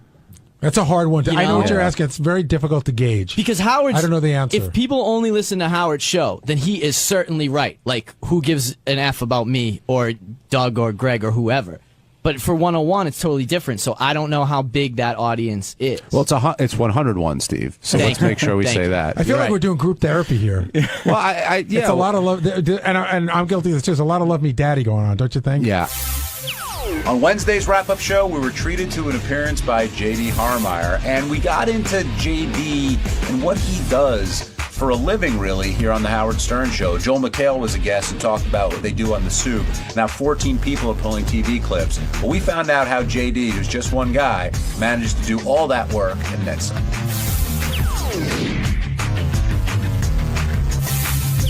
Oh, there's JD. Hey, JD. What's up? No, we were just giving you a compliment on when Joel McHale revealed to Howard how. Well, we did call you Hollywood, but when Joel McHale revealed to Howard how 14 people do your job. Howard just said something on the air. I'm saying. Okay. I know that's really impressive. That had to feel good. I know you're looking for that kind of pat on the back. I'm not perfect. How is that all right? I mean, he said you do the job of 14 people. That you should be very proud of that. I try. Oh, yes, Gare. I think you do a phenomenal job. Well, thank you. But you don't do the job of 14 people. You do the job of like 5 people because his show is nothing but that. No, I'm just saying. Joel you just lost 9 people. See, I told Howard. Yeah, I wait for the other shoe to drop. No. But I mean, think of it reasonably. His entire show is nothing but clips. Ours is supplemented by clips, and you do a phenomenal job. And you should have at least 4 other people helping you. But when a show is only clips, you would expect 14 people doing it. I agree. And they use clips. I try not to use. Back when I first started this job, I was using like a lot of reality show stuff and whatever. And then I read a comment somewhere. I was like, oh, it's just like talk soup. So I try and do.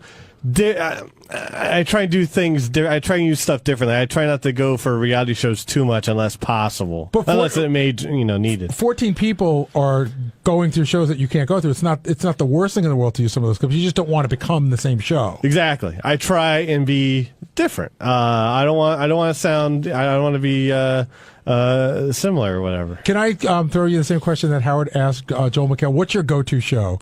What's your show that you just know you're always going to get a good clip from? Well, it's changed.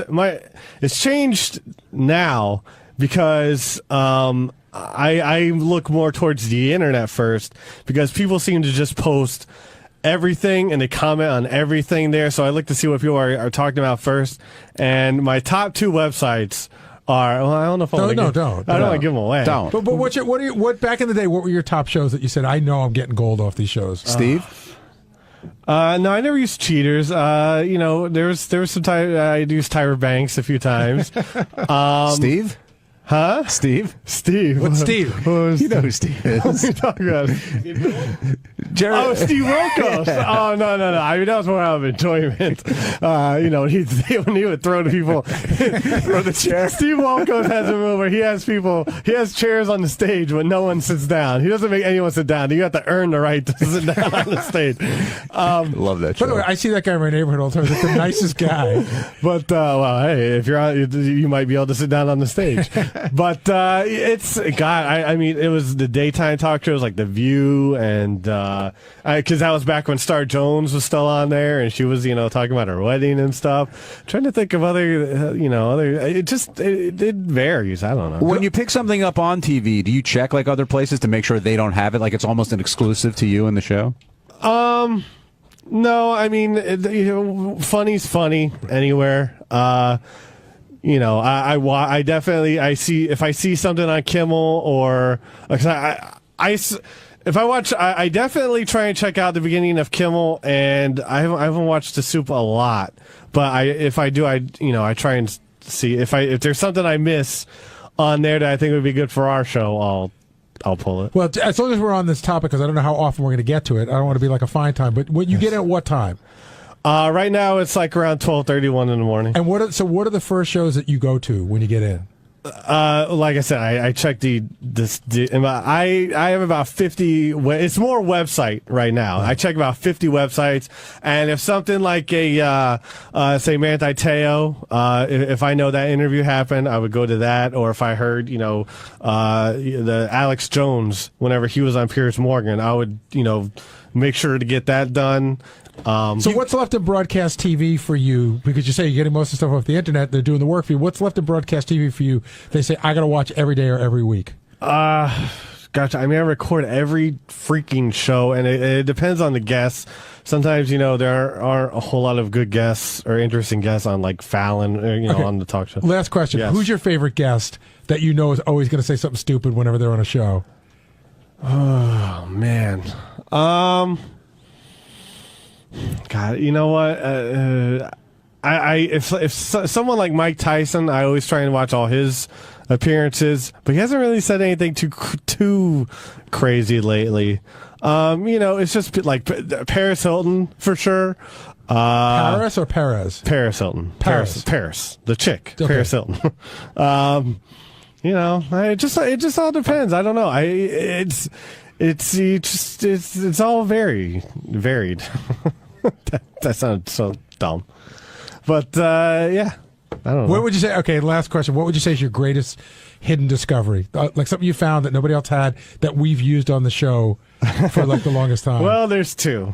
One is the cops taser clip, the guy getting tasered, because I love, that was out of a lark that I pulled that, because, and then you're a big Cops fan. Yeah, but they haven't gotten too crazy lately. And I was this was sort of when I just sort of started interning or doing the job as an intern, and it was on a 9/11 anniversary, and I wasn't even at work. I was at someone's house waiting for a cable guy to come, and I was watching Good Day. This was when Good Day LA was national, so it was like Good Day, America. And they were reading a letter. The guy Steve was reading like an emotional 9/11 anniversary letter, and Dorothy Lucy comes on before they go to break. He goes, has to stop before the break. Goes, oh, and Ben Affleck and Jennifer Lopez have broken up. A story we would normally delete with, but on this day. So I just thought that was. I thought one of your greatest moments was because he had such a great smile on his face. I think Paris Hilton was on the Jay Leno show where she unveiled her new expression. Oh, she did that on an award show. But what was the expression again? It was that's huge. Yeah, that's huge. It was on a red carpet. Yeah. And you go, Paris Hilton has a new catchphrase. Yeah, it's shit like that. And I wish shit like that would happen more often, but people are so fucking. They're so handled now. It's annoying. Do you think you do a good job? I'm really hard on myself, so I'll say no. I don't think I'm that. Well, don't just say it. I mean, do you really believe that you don't do a good job? I could do better. I can always do better. I could definitely, I'm sure I could focus. I tend to try and figure out what's important or, what's good, what I need for the show. And some things get lost in the shuffle or, I don't know. I'm just, so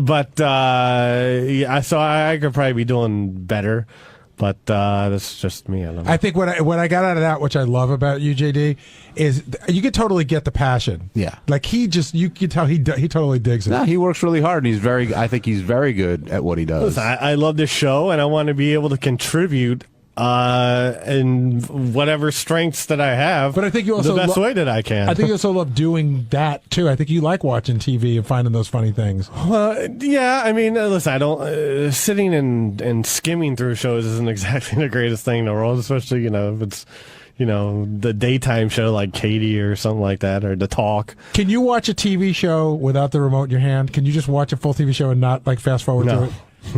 No, I mean, I don't think anyone can do that these days, can you? I mean, you're watching a show on Sure. No, I meant not skimming through the commercials. I meant skimming through the show. If it's like if I'm at work, no. No, I'm talking about for your pleasure. Oh, for play? Sometimes I'll skim through it if I don't really care about a show that much. Like what? I've skimmed through some episodes of Girls to see if anything interesting happens, like Allison Williams doing something. Well, we know what you're doing for with herself Girls. again. So you must have loved The Week Before Last, right? I have not watched any. I've only seen the first episode of this season. You're going to get this episode. You're going to like it. Really? Yeah. Is this because I'd heard the crazy sex guy is back, and the crazy sex guy got her to masturbate in the bathroom, and I thought that was the one. I wish I could make a girl. That's one of my dreams, is to say something hot enough to a girl that makes her have to fucking stop whatever she's doing and has to go into a bathroom to masturbate. That's what you're. It's one of the few dreams I have in my life. Dream big. Most Dream people, big. I hope I fall in love and have some kids. You know what? They're not. I hope I I've can make given a up girl on love. masturbate Fuck to love. me. And no, you haven't given up on love. Come on. Whatever. Why do you say that? I don't want to get into it. Why? I already said too much to Lisa G for a news report. So about what? What do you mean? Just she was asking me what I don't want to get into it. What did she say? She asked what I was doing for Valentine's Day, and I said, probably nothing. And then, I just revealed certain things that I found out of recent note, and I don't know. I have no idea what he's talking about. What recent things have? I there was a girl that I was very interested in. Okay. And I found photos of her marriage from a few months ago. Oh, Jesus. But you knew that, right? No. Oh, you didn't? I'm not. I don't want to get into it. It's a long story. You thought she was. Not So you're for gonna the air, celebrate and it would not make people happy. You're going to celebrate Valentine's Day by looking at pictures of the woman you used to love who now got married? Well, I mean, I can't. Unfortunately, I can't get the images out of my head. So that's a whole thing. I'm sorry to hear that. Oh, he's the best. I know. I feel bad for him. Whatever. You'll find love, or a girl masturbating in the bathroom to you. You couldn't get that Christy Canyon, whatever her name was, to masturbate in the bathroom? Who? What was the Kimberly Canyon? that one. I knew it was some alliterative. Yeah, I was going to say, one of the ones with the alliteration. I don't know. I mean, maybe. Who knows? I don't know. That was forever We're ago. pulling for you, man. Abby Elliott, you don't know what you're missing. Adam in Syracuse, you're on the wrap-up show. This is a direct message me. Hey, how's it going, guys? How you doing, Adam? Not bad, not bad. I just want to say, JD, I mean, you are amazing, and that I think anybody in the world would want your job, or any Stern fan would want your job.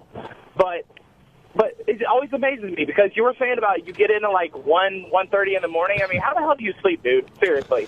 Look, I try and I sleep during the day for a few hours, and you just try and sleep whenever you can. I don't know. It's a vampire-esque existence you lead. For Monday through Wednesday at least. Well, actually Sunday if I come in Sunday nights, and then Sunday through Tuesday. I don't know. I think a lot of people work very hard here, but I agree. But I think you're probably the hardest working person here. I really do believe that. I don't know. It's hard to say. My job is like hard work. Well, people on think my you just ass sit around and fucking watch watching TV, but and there's a lot more to it than that. You have the sensibility of what there's a lot more to it. I guess. I wish I was better at certain other areas. But here's what I would say. That's a whole other whatever. Your job is not hard work, but you work really hard at your job. Hard work is pulling tires off a truck. Yes. But you have a job that you take very seriously and you work very hard at. It's something to be proud of and something we all notice. Yeah.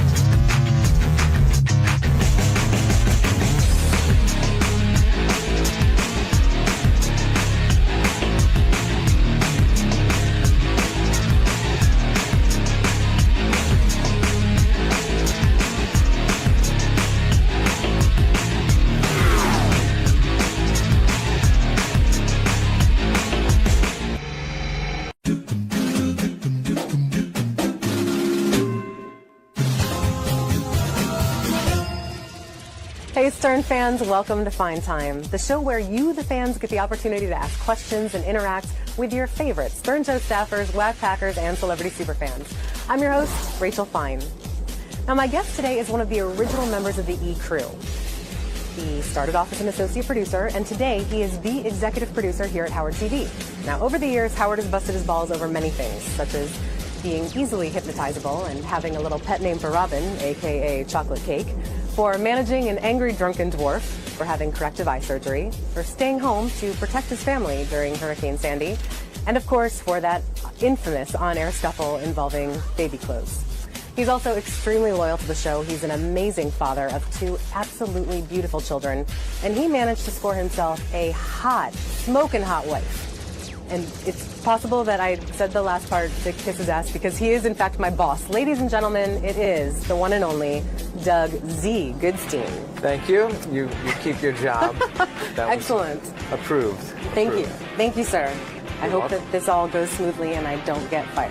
We had lots of questions come in. I'm going to jump right into them. My first one is from Elise C. She asks, what did you do before Howard, and has working with Howard been the most enjoyable job of your career? Well, before Howard, I was at ABC News. I wanted to be a reporter, believe it or not. And that's the career I was on path to do. But I hated it. I was there for 2 years. I was working for World News Tonight with Peter Jennings. It was just all hard news. It was all serious. It was all, just real corporate. And I was bored. So I started looking for work, and this is where I ended up. The E! Show was just in early development, and Scott Einziger, I sent a resume in the mail at that point, and Scott called me, and we talked for a few months, and this is what it turned into. Here I am. So this was a much better fit for you. Yeah, this was a lot better. We can go to work and laugh. That's a little bit more productive in my world than hard news, talking about, crises and wars and politics, and so yeah, here I am. Before I even go further, are we in an icebox? All I can hear is the air. Is this some sort of ploy? We are in the control room. The control room is, we don't notice it as much. It's so loud, the air conditioning in here. We got to keep the room cold. And when everything is down, you hear it. It's much louder. But it's also to make the turkey done for you. So. I was gonna say, is this some sort of ploy for the male viewer benefit? Thank you for that. We know what guys like. Right so if the turkey's done, we'll just pretend it was accidental. Thank you. Next question from @KillerBeesNYC. @KillerBeesNYC asks, what has been your most frustrating moment working on the show? Wow, my most frustrating moment. The moment, or just overall? Just overall. Overall. Well, I guess the most frustrating thing around here is the budgets and just working that we can't do more. You're restricted and you have to operate by what companies give you and what they set aside to function. And it's always been frustrating to me that I want to do more. I feel like we do a lot, but I feel there's so much more we can do, and we're just restricted a lot of times because we don't have enough staff and budget. So even if we had twice the amount, I probably would want more then. So I think it's a never-ending cycle. Is there one specific moment you were hoping to talk about? Not a general frustration? The most frustrating thing is... No, that's like that encompasses the overall. Question from Eric W. Eric asks, what are you going to do the next time to save your family from the hurricane that did no damage at all to your home? What will you do to protect them from ghosts and aliens? Will you stay home then as well? What's his name, Eric? This is Eric. Eric clearly is a loser, clearly has no family, clearly has no life, and clearly has no one he loves. So he could sit in his basement and probably jerk off to gay porn. And I have no regrets for that. I would do that again 1,000 times the exact same way. There's no question about it. Who wouldn't put their family in front of work? And the biggest thing for me, I said, the morning I woke up, I said, geez, I'm going to go to work. But then you start hearing stuff. I was frantically watching the news, like, where's the storm? Did it leave? Is it not coming? But you see, it's like right there. It's like an eighth of an inch on the map that it's coming. And then I started hearing things about, like, the tunnels might close and the bridges. So I said, if I go in, I might not be able to get home. And if I can't get home, I'm not home for at least 2 or 3 days. So I said, you know what? I ain't going in. That's it. Yeah. No regrets on that decision either. Was it hard to sit home and listen to yourself being pulled apart on air for it? I mean, it was fun. What's that? It was funny and really frustrating. It was really frustrating what he was saying about Gary as well. What is the mechanism by which you are coming in? What mechanism will help you to determine when you are coming in? I said, what mechanism? What mechanism will determine when I'm coming in? Wow. I said, here's the mechanism, Gary. I'm going to get up tomorrow. And if the world's still here. If the world's here, I'm going to go over to Sirius and do a radio show. I don't know. That's my mechanism. Yeah, it's frustrating because and part of you thinks like, God, Howard knows the deal. Like if push came to shove, would Howard have done the same thing if he had little kids at home and he wouldn't be able to get back home potentially even in a car or in a limo that someone else was driving? Yeah, I mean it's for the show, but in this case, he kept going and it became more real, and I got more and more pissed off at it. Doug Goodstein hasn't been here for 2 days. That is one dude. If I'm ever in a war, that's the one dude. Yeah, I'd rather be against him. He has got to be the biggest fucking pussy on 2 feet. The silver lining on it was that the phones were dead at my house. I was having problems, and here, because when I tried to call in on Tuesday, I don't know if I'd be here today, because that was 100% real anger, and I was ready to. I didn't care if it was Howard. I was ready to go. Wow. And, a lot of that came out on the next day, but more diplomatically when I had a little time to gather myself and realize, I don't want to go crazy on Howard. He's the boss. The company was closed. They didn't want anyone coming in. I, went back and forth with legal, and I said, I got to get a crew here. So they were comfortable. The thing they were comfortable with was with the guys in the city. That's what we did. They didn't want people from the outskirts and all the right, suburbs so to come in. Who's bothering you? You beat the shit out of me with falsehoods and bullshit and disparaged me for fucking 2 days. So that's the truth, okay? Here's and the then truth. you speak out of both sides of your mouth. Like, You I know couldn't people be got to here. protect the family, but why the fuck are they here? Did What you a loser. protect your family? Yeah, I did. Okay, You did. I have 2 little On kids and Monday? a wife at home. On Monday? Well, Monday, Yeah. in hindsight. There was no storm on Monday. In hindsight, Howard, Yeah. I went by the forecast and was, listening, and it was supposed to hit at 3 o'clock at full force. Yeah. At the end of the day, I still love and respect Howard, so there'd be no good in that. Yeah, for sure. Question from Jimmy K. Jimmy asks, you've been around for years. What is your all-time favorite staff fight? Wow, the favorite staff fight. God, and I'm sure so many people would say the same thing. It has to be when Scott the engineer lost his shit on Ganji. I would have never let you come if I knew you were going to use the tape. No fucking way, Ganji. Now stay out of my face. Just the anger and just the pure emotion and anger and the explosiveness of it was amazing. Get the camera out of here. Scott, out of here! Now! And, there's another one connected to that one is when Scott, they claimed he didn't do the push-ups and he lost his shit again in the studio, like a day or 2 later. And you whoops on the bet, you whoops, I feel bad for Scott. I think Scott worked hard. I feel bad for you. You're wilting on the bet. No, I'm not. Come on, man. Let's do it. Let's do what? Let's do what? Let's do what? So the Scott fights connected to his push-up challenge. Yeah. Classics. Yes. Patty H asks, how does it feel when Howard gets mad at you for something, and have you ever wanted to punch him for it? Well, Rachel,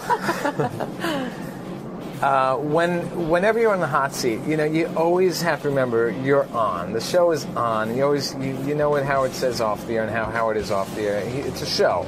It's a show. So Howard's going to take it up a notch.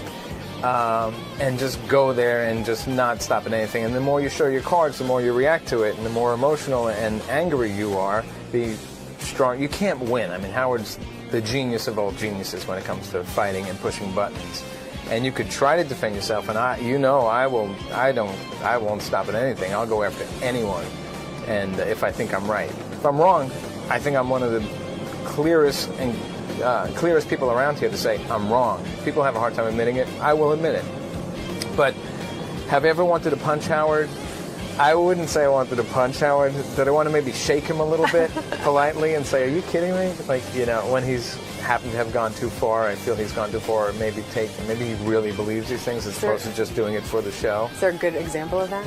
Oh, God, the hurricane thing. I mean, I was furious at him. I mean, did I want to punch him? No, but did I want to just, say, are you kidding me? Like, come on, this is a bit now. But he wouldn't stop, and he just went on so much with Gary and so much detail with Gary that I don't know if that rattled Gary to the core, too. I don't know if that was a joke, and so maybe I wanted to shake him a little bit there.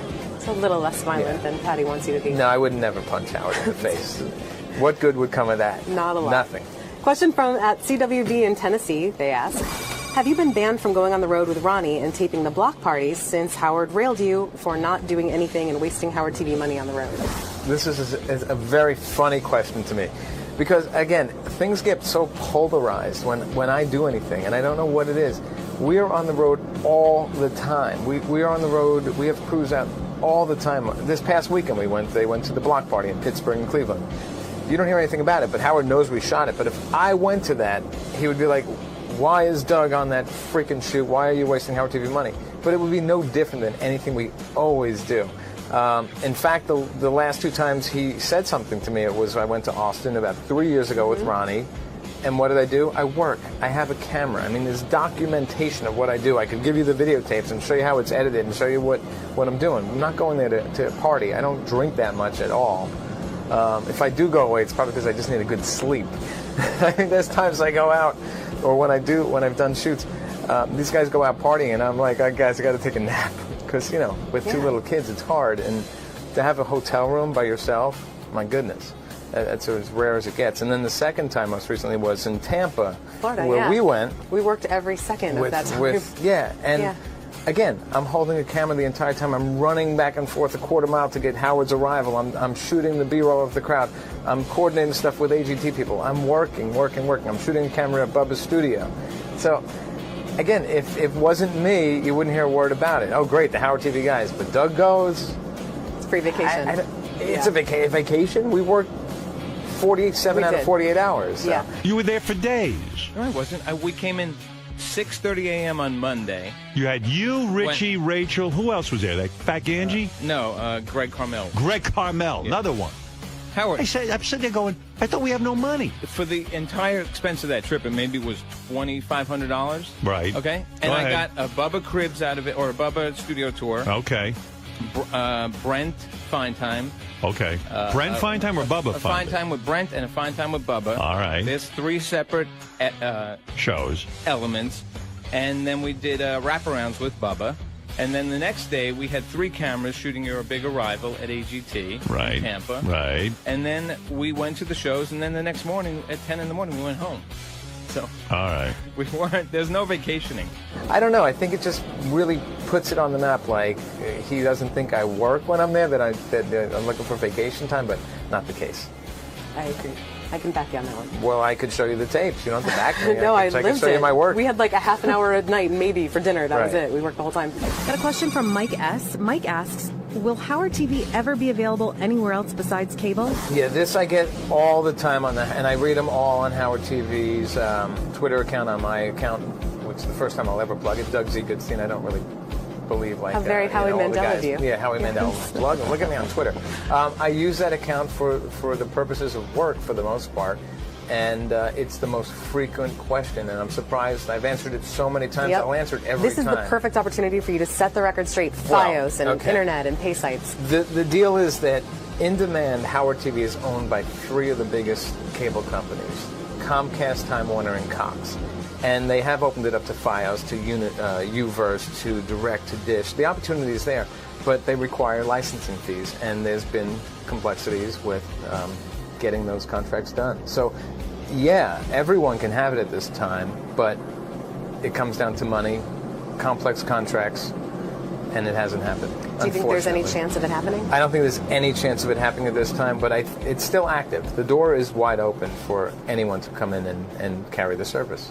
Okay, so Which people know. You can continue. You could wrap it up for me. People who tweet Doug Z. Goodstein all day long asking why it's not on FiOS, you got your answer.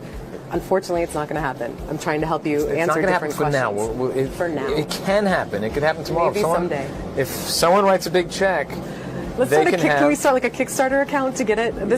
They can have it. FiOS, they can all have it. They just have to pay a guaranteed fee. All right, so if someone campaigns to FiOS's headquarters. Yeah, if 1 million people That's go your down there action. and write it in $1 each, maybe. More effective than tweeting you. Well, I don't mind it. Keep tweeting. I will answer them. But it's very nice of amazing. you. There's like sometimes 20, 30 in a day or two. And Yeah. I'm like, I just answered that 10 times. Here's another one you get asked a lot. Oh, boy. Sammy Y asks, every time you air a Stump the Buoy on Howard TV, you always edit the questions and music out. Why? That is a good question as well, and that's a very simple answer. People don't realize, they think, oh, you can just use anyone's music. Music and songs have what's called publishers, and publishers have exclusive rights to that, and they need to give you the rights. The radio show has different sets of rules and contracts and agreements, and they do pay royalties. We can't. We can, but those royalties, we can't afford them. So, for example, one song could cost $250,000 if we want to. I mean, or the average would be 10, 15, 20, 50,000. But again, the way we work, it's not like a one-time airing. We run on the channel for 3 weeks, and then the terms that Howard and Don, with the ownership of this footage for forever, they own it. No one would ever give us those in perpetuity rights, and that's really what it comes down to. Lately, though, more and more artists are publishing themselves. So you're seeing more and more performances on Howard TV, and that's the reason, because they own the publishing. They understand it. There's not a tangled web of people who are looking to make money. They understand the power of Howard, and we can put it on. Awesome. Sometimes it's restricted. Like Lady Gaga gave us a year on her song, and sometimes it's forever. So. Very good. Now you know. Rachel Fine, if we wanted to use her music, we have rights in perpetuity. I came in and recorded a song just so that it could be played and during you published it yourself. Because it was mine, I owned That's it. right. Ari R asks, what was it like working with Hank the Angry Drunken Dwarf, and why have you never managed other Whack Packers? Well, Ari, who has happened to be a friend of mine. Ari, what's Ari R? Yeah, R. that's a friend of mine. He's always wanted to ask you this. He just never had the courage. I remember I didn't manage Hank by my proactive measures. Hank came to me. He befriended me when he first started coming on the show, and he asked me after he was getting calls at his house about gigs, and he would hang up the phone and tell people to fuck off because he thought they were phony phone calls. He's like, people want me to go to a bar and drink, and I said, and so he called me and said, I think could you call this person back? And that's how it started. And then he became so popular after that. I think it was the 1998 or 1999, or 1998. I think it was. The most beautiful person in the world contest by People magazine, and the phone just didn't stop. So I said, yeah, I'll entertain this. I had no idea it was going to turn into like such longevity with it, but I did it, and it was fun. And I have no interest in managing. I had no interest in managing Hank. It just worked out, and I became friends with Hank, and I really saw the person that he was. He was a great guy and great family, and just a good dude, and I wanted to help him out. Go have sex with Jesus Christ, you faggot. Jeff the Drunk wanted me to manage him, I think, at one point. I think a bunch of them at some point have said, could you manage me? Could you manage me? It was never about me wanting to be a manager of the Whack Pack. That's not a career goal for me. Fair enough. A question from @Zuba. Zuba asks, I know you are involved in a lot of shoots. What was your most memorable shoot for the show outside of the studio? Whoa. Let's see. And over like a big production or a shoot? You tell me. What's your favorite memory? Wow, favorite memories? You know, I'm going to let you set the rules. You're my boss, so you can answer this I would say any way the you want. one shoot that I really just think about and laugh all the time and had so much fun doing it was I did hundreds of shoots with Stuttering John. We went out all the time in the heyday of John doing his thing. And when we interviewed at this event, one of the Apollo 13 astronauts, James Lovell, and I think the question was, did you ever run off a batch in the astronaut suit? Or some goofy question. Did you ever fart in the suit, in the spacesuit? But John and I John caught a case of the giggles, and he couldn't stop. Then I caught it, and then there were reporters around, and they started laughing, and everyone was just laughing hysterically, like tears, crying. Would it make you nervous to be in space with a homosexual astronaut? That is kind of a strange question. You know that? How was it the first time you had to go to the bathroom in your spacesuit? Is this camera live here? Did they ever have you masturbate in space? No. Hey, wait a second. Where are we anyway? Is this supposed to be an award program? Yeah, this is fun. This is fun. Are you starting in here in New York? Oh, what? Oh, did you know that? What'd you ask me? Ask me some serious questions. Okay, all right. I'm sorry. And James Lovell was like in another world. It was like deer in the headlights. He had no idea what was going on. And it was probably my favorite shoot because it was so funny. We just laughed for days, and I still laugh and I think about it. And when I see it, I just lose it. And now you'll get to see it right here. Did you ever run off a batch in the capsule? We're not answering those questions. Which astronaut had the biggest sex organ? I'm sorry. This guy's laughing. I'm sorry. I'm not laughing. All right. And then also, God, just one, because I've done probably 1,000+ shoots over the many years around here. Benji stuff. Benji, I don't know if it's at Benji at the Scream Fest.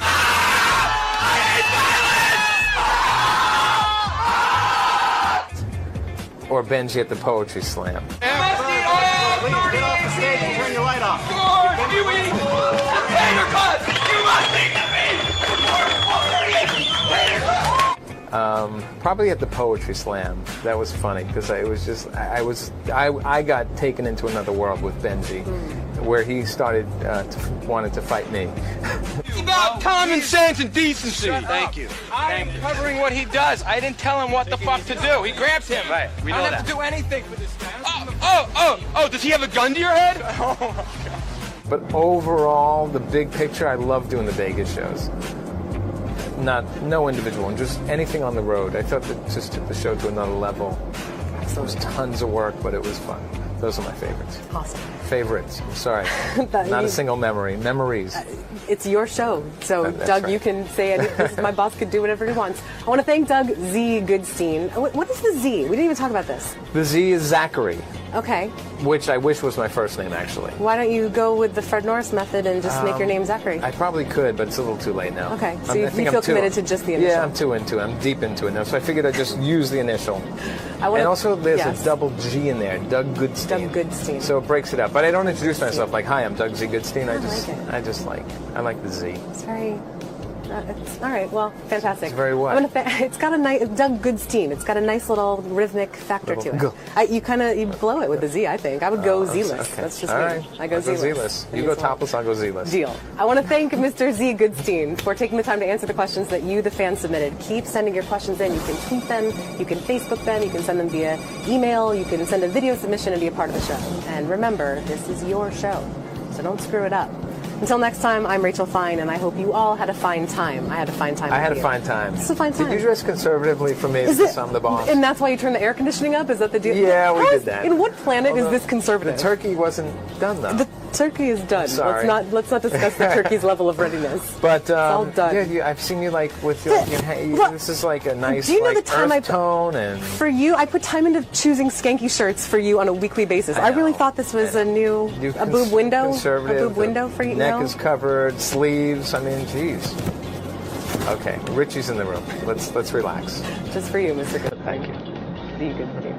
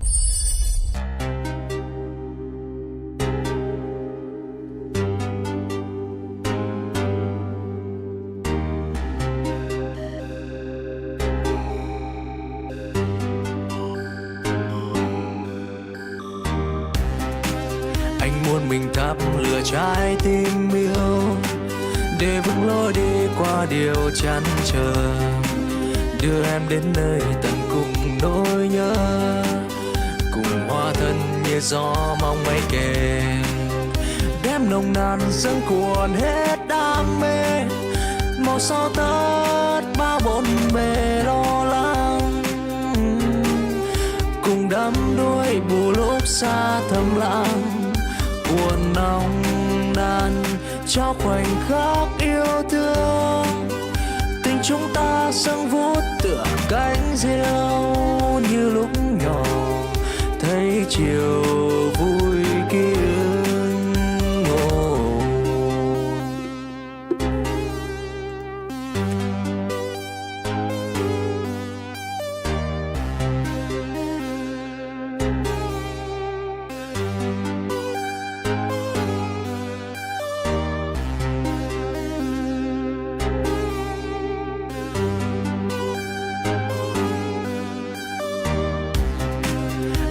Mình thắp lửa trái tim yêu để vững lối đi qua điều chăn trở, đưa em đến nơi tận cùng nỗi nhớ, cùng hóa thân như gió mong mây kềm, đem nồng nàn dâng cuồn hết đam mê, một gió tất bao bộn bề lo lắng, cùng đắm đuối bù lúc xa thầm lặng. I didn't bring it up. It's like arguing with a plant. There's no arguing with him. His thought process is so paranoid. You know, whenever we do the psychological test, Ronnie's almost like a mass murderer. What did they say about him? Well, they always say he's paranoid. Paranoid, and it's just weird. His whole thought. Like what did John do? Talk to his girlfriend? Yeah, it seemed to me like to not be a big deal. Like they had a discussion. Oh, I guarantee you, Ronnie went home and started one of his freaky thought processes with that girlfriend. Well, I think there was probably somebody got a talking to last night, is my guess, and it wasn't pleasant. If she's lucky, Ronnie was so rude to her that she'll leave him. I didn't bring it up. I didn't bring it up either. We were chatting. It comes up. Yeah. You made it pretty clear how you wanted to fuck her a long time ago anyway when you were drunk, so let's get that clear. What? Let's get that out on the table. I mean, you want to go there, we'll go there. Go there. Where are we going? That's an expression Ronnie heard. I forget who used to say, "You want to go there, we'll go there." But all this is like what Ronnie hears guys saying. Yeah, it's almost, now that I'm listening to it, it is like talking to the Godfather. Yeah, yeah. That's a big wrap-up show thing, by the way. You want to go down that road? You want to go down that road? And no one ever does. Right. No, it's clear. I mean, it was clear. It is not clear. Yeah, okay, it's very clear, but okay. I can't be friendly with your girlfriend? I didn't say that. There's nothing wrong And with I've been nothing but nice to your girlfriend. Okay. Correct? Yeah, sure. No, correct. Correct. Tell the group. Sure. No, Yeah, you want to correct. go there? Tell the group. I'm telling I've you. helped her with some opportunities. I've been very nice to Yeah. her. And it's not because I want to sleep with her. Okay. All right. Whatever you say. Clip 4 is the one to go with. He's this is where Ronnie really lets him have it. This is where they go there? Well, you know, Ronnie calls him a bunch of names. You're so infatuated with me and what's going on with my life, I guess, that you have to know what's going on. I'm infatuated with you. I'm making you have to small sit there- talk with small your talk. girlfriend. No, Don't make small talk with Ronnie or his girlfriend. Because Ronnie will misconstrue it. I know that about Ron. I love him, but I know how to handle him. It's Obviously, Jon Lieberman doesn't. No one really. You got to really spend time with Ronnie to know how to handle him. Talking about me behind my... No, that's not being a reporter. When you're out at a social event or in a restaurant... Small talking? Or a restaurant for me, you're not a fucking reporter. But obviously, now I do know that you are a fucking reporter all the time, and I will not talk to you about certain things. Did you cross a line here, John? Absolutely not. My point about 'Cause you're saying I'm a reporter you're a is fucking pussy. that we were... You're a fucking pussy by doing that. Okay? You break man code by doing shit like that. By talking You're like to a your woman. girlfriend I at told- an event? Dude. Oh, my God. Jeez, How long did and that go voice. on? Oh, and that voice. A bit of time. Why doesn't he calm down at that block party? I mean, he gets on the air. Don't put him on the air today and tomorrow. I mean, listen to that voice. Well, we were saying everybody went to the block party. Right. And he's the one who came back sounding like that. Oh, every weekend. Shuli said that, and I give Ronnie credit for this because what is he, 60-something years old? Right. Shuli says he has endless energy. Yeah. And he says he just goes and never stops. Retard strength. And he just never stops. Yeah, but his voice does. So did he go home and yell at his girlfriend? I don't know. Ronnie, you out here? Downstairs. Might be doing something. Yeah, avoiding you. Avoiding me. Ron, real quick, did you beat your girlfriend when you got home? What? Wait a second. Sorry. Go ahead. No, I didn't beat my girlfriend. No? Everything all right on that front? Yeah. I found out Lieberman was, like, trying to get to my fucking head, supposedly. So you had to talk with her? No, I asked her what happened. Right. And she said she never really said any of that shit to him, that he was fucking just trying to get to me. But, you know. And he did. He wants to be a washwoman. It's okay with me. How did you discipline her? I didn't. Stop it. I love he's the calm Ronnie. Calm Ronnie. No, I didn't. Like you're all worked up. What did Lieberman do wrong? He spoke to her. He spoke to her, and she said that Ronnie's tired. Yeah, and that she needs a younger guy. You know. Here's Lieberman. Yeah. Lieberman. Lieberman always said he was speculating about the younger guy. What is that? I'm done with him. I don't want to talk to him. Oh my! He's an asshole. He really is an asshole. John, what did you do? I mean, what he did yesterday is the stupidest thing ever. Did he break the man? Trying to get to me like that, telling me lies like that. What lies did I tell you? She never said that, dude. She said on the air yesterday that she said that when she called in. No, she didn't. She didn't say that. She said I was tired. Yes, she And that she absolutely wanted did. a younger man, you fucking idiot. The younger man thing I was joking You're a about. fucking idiot. Go play with your own girlfriend. Don't worry about mine, okay? Well, don't call me a liar. I'm not You a liar. are a liar. And You are and a fucking liar. don't call me any more names. You're I a don't fucking liar. appreciate You're a you fucking on the liar. wrap-up show I don't give a personally shit. attacking me. That's right. Too bad, man. Don't attack me. How did I attack you? And You're blaming me for your girlfriend. I go out Howard, to dinner here's with the this thing. guy. In all fairness, wait a minute. But I go out she to dinner with this fucking asshole, Yeah. and he's telling me how he's putting information together. He's a reporter 24/7. What? That's what he tells me. Ronnie, you're not smart enough to understand what I actually You're a said. fucking- I know you exactly take what I you say said, and you moron. misconstrue it. No, I know exactly what you said. Okay, Howard, I'm not going to have this argument with Ronnie because I'm it gathering doesn't. information. That's what you told me. That's my job. He's making it like I filled out the form and said I wanted to sleep with Stephanie. He's angry. You're channeling your anger toward me. Your girlfriend filled out. Your girlfriend filled out the form. You fucking lying motherfucker. That's what I'm angry at. I don't call you names, do I? I'll call you whatever I feel like fucking calling. Oh, you will? Yeah, I will. You what will are you not. Gonna do about it?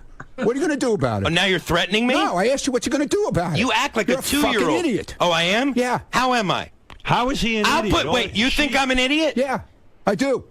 What right do you have to call me an I can say whatever idiot? the fuck I want. Just you like can? You can. Just like you can. I have never once called you a name, Ronnie. I have never once criticized your intelligence. He's been very, very cordial. I will talk to you in the course of my job. You're calling him talk to me in the course of my job. I your said, job. I said I will talk to you in the course of my job. At a fucking restaurant. That's your fucking job. That's not what we're talking about, that's Ronnie. what we are You said do talking not about. speak to you, and I said I have to speak to you in the course of my job.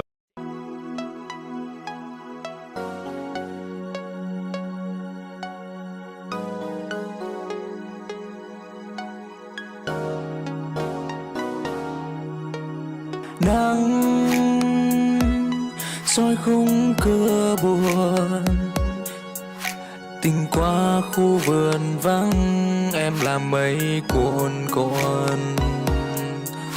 Qua đời anh giang giang, sông trôi qua đồng bằng, mưa mịt mùng bên mộng, em làm hoa dấu lặng. Bài nhạc tình mênh mông, núi lặng im bềnh bông, vẫn âm thầm chẳng nói.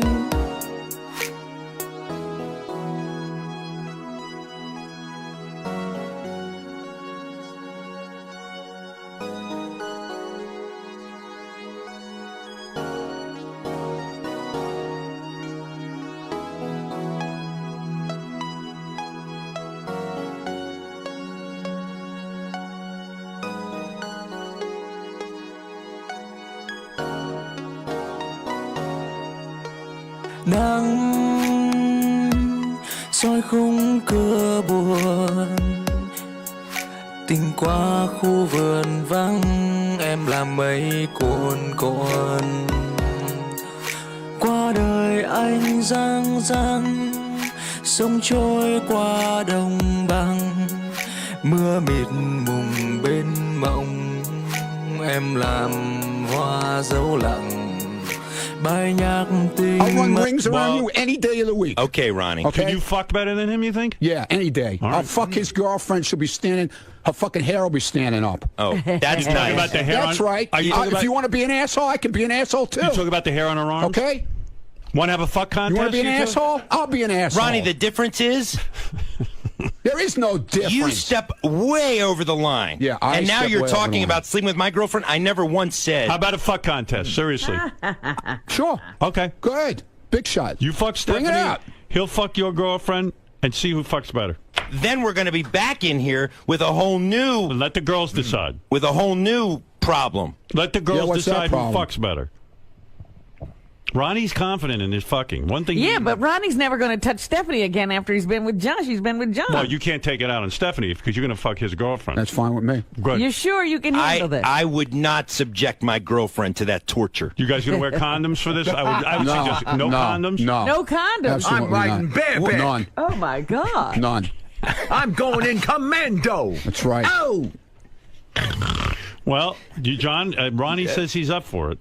I'm not up for it, no. You're gonna do it? No, this is the most ludicrous thing I've ever heard. Especially because yesterday he's calling me a washwoman. I mean, this is the thing. Ronnie can't argue rationally, so he resorts to just name calling. So yesterday he called me idiot, washwoman, this that and shows that. limited arguing abilities. Limited intelligence, I would Right. say. Okay. Right. Well, Stay no, away from you me, don't John. have to call him Don't names. fucking hang out with me. Don't talk to me. Stay away from me. Okay, If I'm that's the saying way you okay. feel, I'm an idiot to you. That's fine. I did. Fuck you and the whole fucking deal. What deal? What does that mean? What deal? That's What cryptic. deal? What He deal? walks away after saying, You talk about the fuck contest is off? He'll be back. Is there anything you want to say, John, now that you are alone? I think he just said it all. I think you see what we're dealing with. God bless you for dealing with him for the past 30 Well, years. he does make a point. You did kind of say that Stephanie said he was tired. He says Stephanie But didn't. that is true, and she said it when she called in yesterday. Right. The whole Howard. it was all based on how much When he you was look just traveling. quickly, when you look at it rationally, she started going to these block parties with him to spend more time with him because she was never seeing him, and that was the whole Which is basis. beautiful. He Which took is that a to- good thing, and he Right. took it. Yeah. All she said to me was, "I love Ronnie, but I'm not seeing him enough." Boom, boom, boom. That's all I said. And you it- said, hey, he should spend more time with her. That's all I said. Right. And now he's But talking he about. never, ever, ever said that she said she wanted a younger man. It was always implied. She wants Ronnie. Clearly, she wants Ronnie. What else? Why else would she be Why with is he him? so upset? That's my. He's upset because she wrote my name on that piece of paper, and at the moment that she put that pen to that paper, his life changed forever. Oh, Right. dear. Well, this game is a very scary game. It's a tough one. I guess she's attracted to you because you are a good listener. Maybe Ronnie needs to listen more. Maybe I'll go give Ronnie some tips. I'm sure that'll go over well in the hallway. I'm going to go give Ronnie some listening tips. Let me ask you something, John. You and Ronnie get into these things all the time, yet obviously you're friends outside of here and you go to dinner together. It's very strange, Robin. Actually, our relationship has been deteriorating lately because in the hallway, I'll say good morning to him, just a cordial good morning, and he'll grunt. He or does that he'll with everyone. And he gets into a shtick. Yeah, it's like the minute he comes into this compound, he's like another man. He might as well shed his suit jacket and have a Superman on his chest or something. I think that's his personality. Because outside of here, I really like him, Yeah. and he's nice, and we've had nice conversations. But in here, he is like a monster. Well, the game, if anyone's keeping score, the game is who would my woman have sex with? The game is 1-for-1 in fucking up relationships, so it's a good game, right, Robin? It's a very good game. Absolutely. Fireworks every All time right. the game is played. John, good for you. Playing the game well. Ronnie, can your relationship with Lieberman be restored? Where are you going? Ronnie, where are you going, man? Uh-oh. Oh, there's Jason. What's the latest update? Ronnie just grabbed his coat and left. He left? Well, I left the compound. And there's What are no you guests talking about? today, so he didn't go downstairs to help anyone up or He's anything. got to do security. I don't know where he went. I was like, where are you going? And he just... Wow. And we have Why a bit does in he about get 10 hot minutes. under the collar? Wow. Well, all right. He got hot under the collar. Over nothing. I'm not sure what they're fighting about. In the spelling game, see if he could spell Lieberman. All right, John. I hope Ronnie's all right. He's fine because nothing really happened. Yes. Am I good? John, the lines around here often get very, very blurry between reporter, friend, co-worker. Do you think Ronnie's confusing all these aspects? I just think, and I mean this, he is a different guy when he's in this compound. And when we're out of the compound, I thought we were friends outside of here. I really did. I thought we were friends or friendly. But lately, he's been a monster to deal with in here, and now he's calling me a liar, and he resorts to these personal attacks. I've never once attacked him personally. And so, yeah, things get blurred around here. And this time, though, it seems like it's gone too far. It's like I don't have the energy to deal with this kind of bullshit. I really don't, Greg. Why are you attacking Lieberman in this situation? What's really irking you? What do you mean? What aspect of it? Because it seems made like up lies, okay, to get to me, okay? That's why. Can your relationship with Jon be repaired? No, I'm done with it. You don't need friends like him. I really don't care if I talk to him, I don't talk to him. I really don't give a shit. You know, he's all about work. Obviously, he says, because when I confronted him about, do you work 24/7? We went, when you go out to dinner with me, obviously, the conversations that you have with people, are all news all the time, I guess, So. The microphone is never turned off, No. in your opinion? He's gathering information. That was his answer to me. That's not a friend. I'm sorry. Robin, I hold in my hand an envelope, and this envelope contains, I don't know, about 10 envelopes. Ronnie went crazy. Jon Lieberman and Ronnie not talking to each other. Did Ronnie ever return to the compound, or is he still missing? Is he still MIA? I ran in here. I didn't see him come back yet. Wow. He's back. He's back? Where'd you go, Ron? Went to get my phone. What? Went to get my phone out of the car. Oh. I thought, John really got to you. All right, Ronnie and Jon went at it after this game yesterday. I don't know if we'll see the same fireworks. No, I think most of the people will have more of a sense of humor than Ronnie. All right, I'm holding in my hand the envelope. Let's see who it is.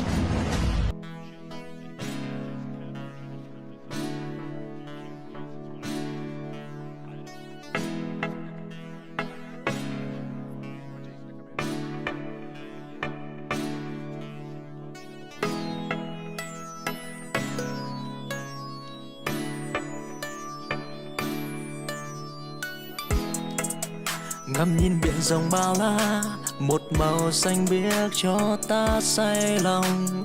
Lắng nghe sóng vỗ rì rầm, như lời ru thua ta nằm trong nỗi.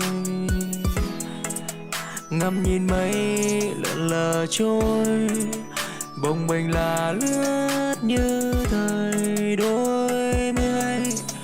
Nắng vàng như miệng ai cười, cho hoa đùa đó, cho người thêm xuân. Ngắm màu xanh thẫm núi ngàn, chung chung điệp điệp.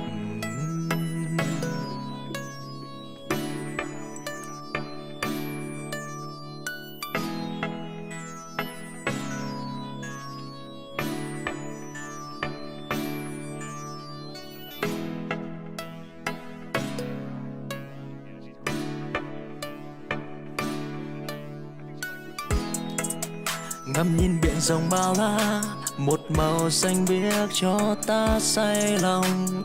Lắng nghe sóng vỗ rì rầm, như lời ru thua ta nằm trong nỗi. Live with him. Oh, no. Will? Yeah, Will. Oh, my goodness. She dreams of fucking Will. Yeah, I have to the say, whole time. Will's my bro. If she was gonna fuck somebody, I'd be proud for it to be Will. Yeah. Well, wow. What do you think of that, man? You're in the game, bro. You're in the game.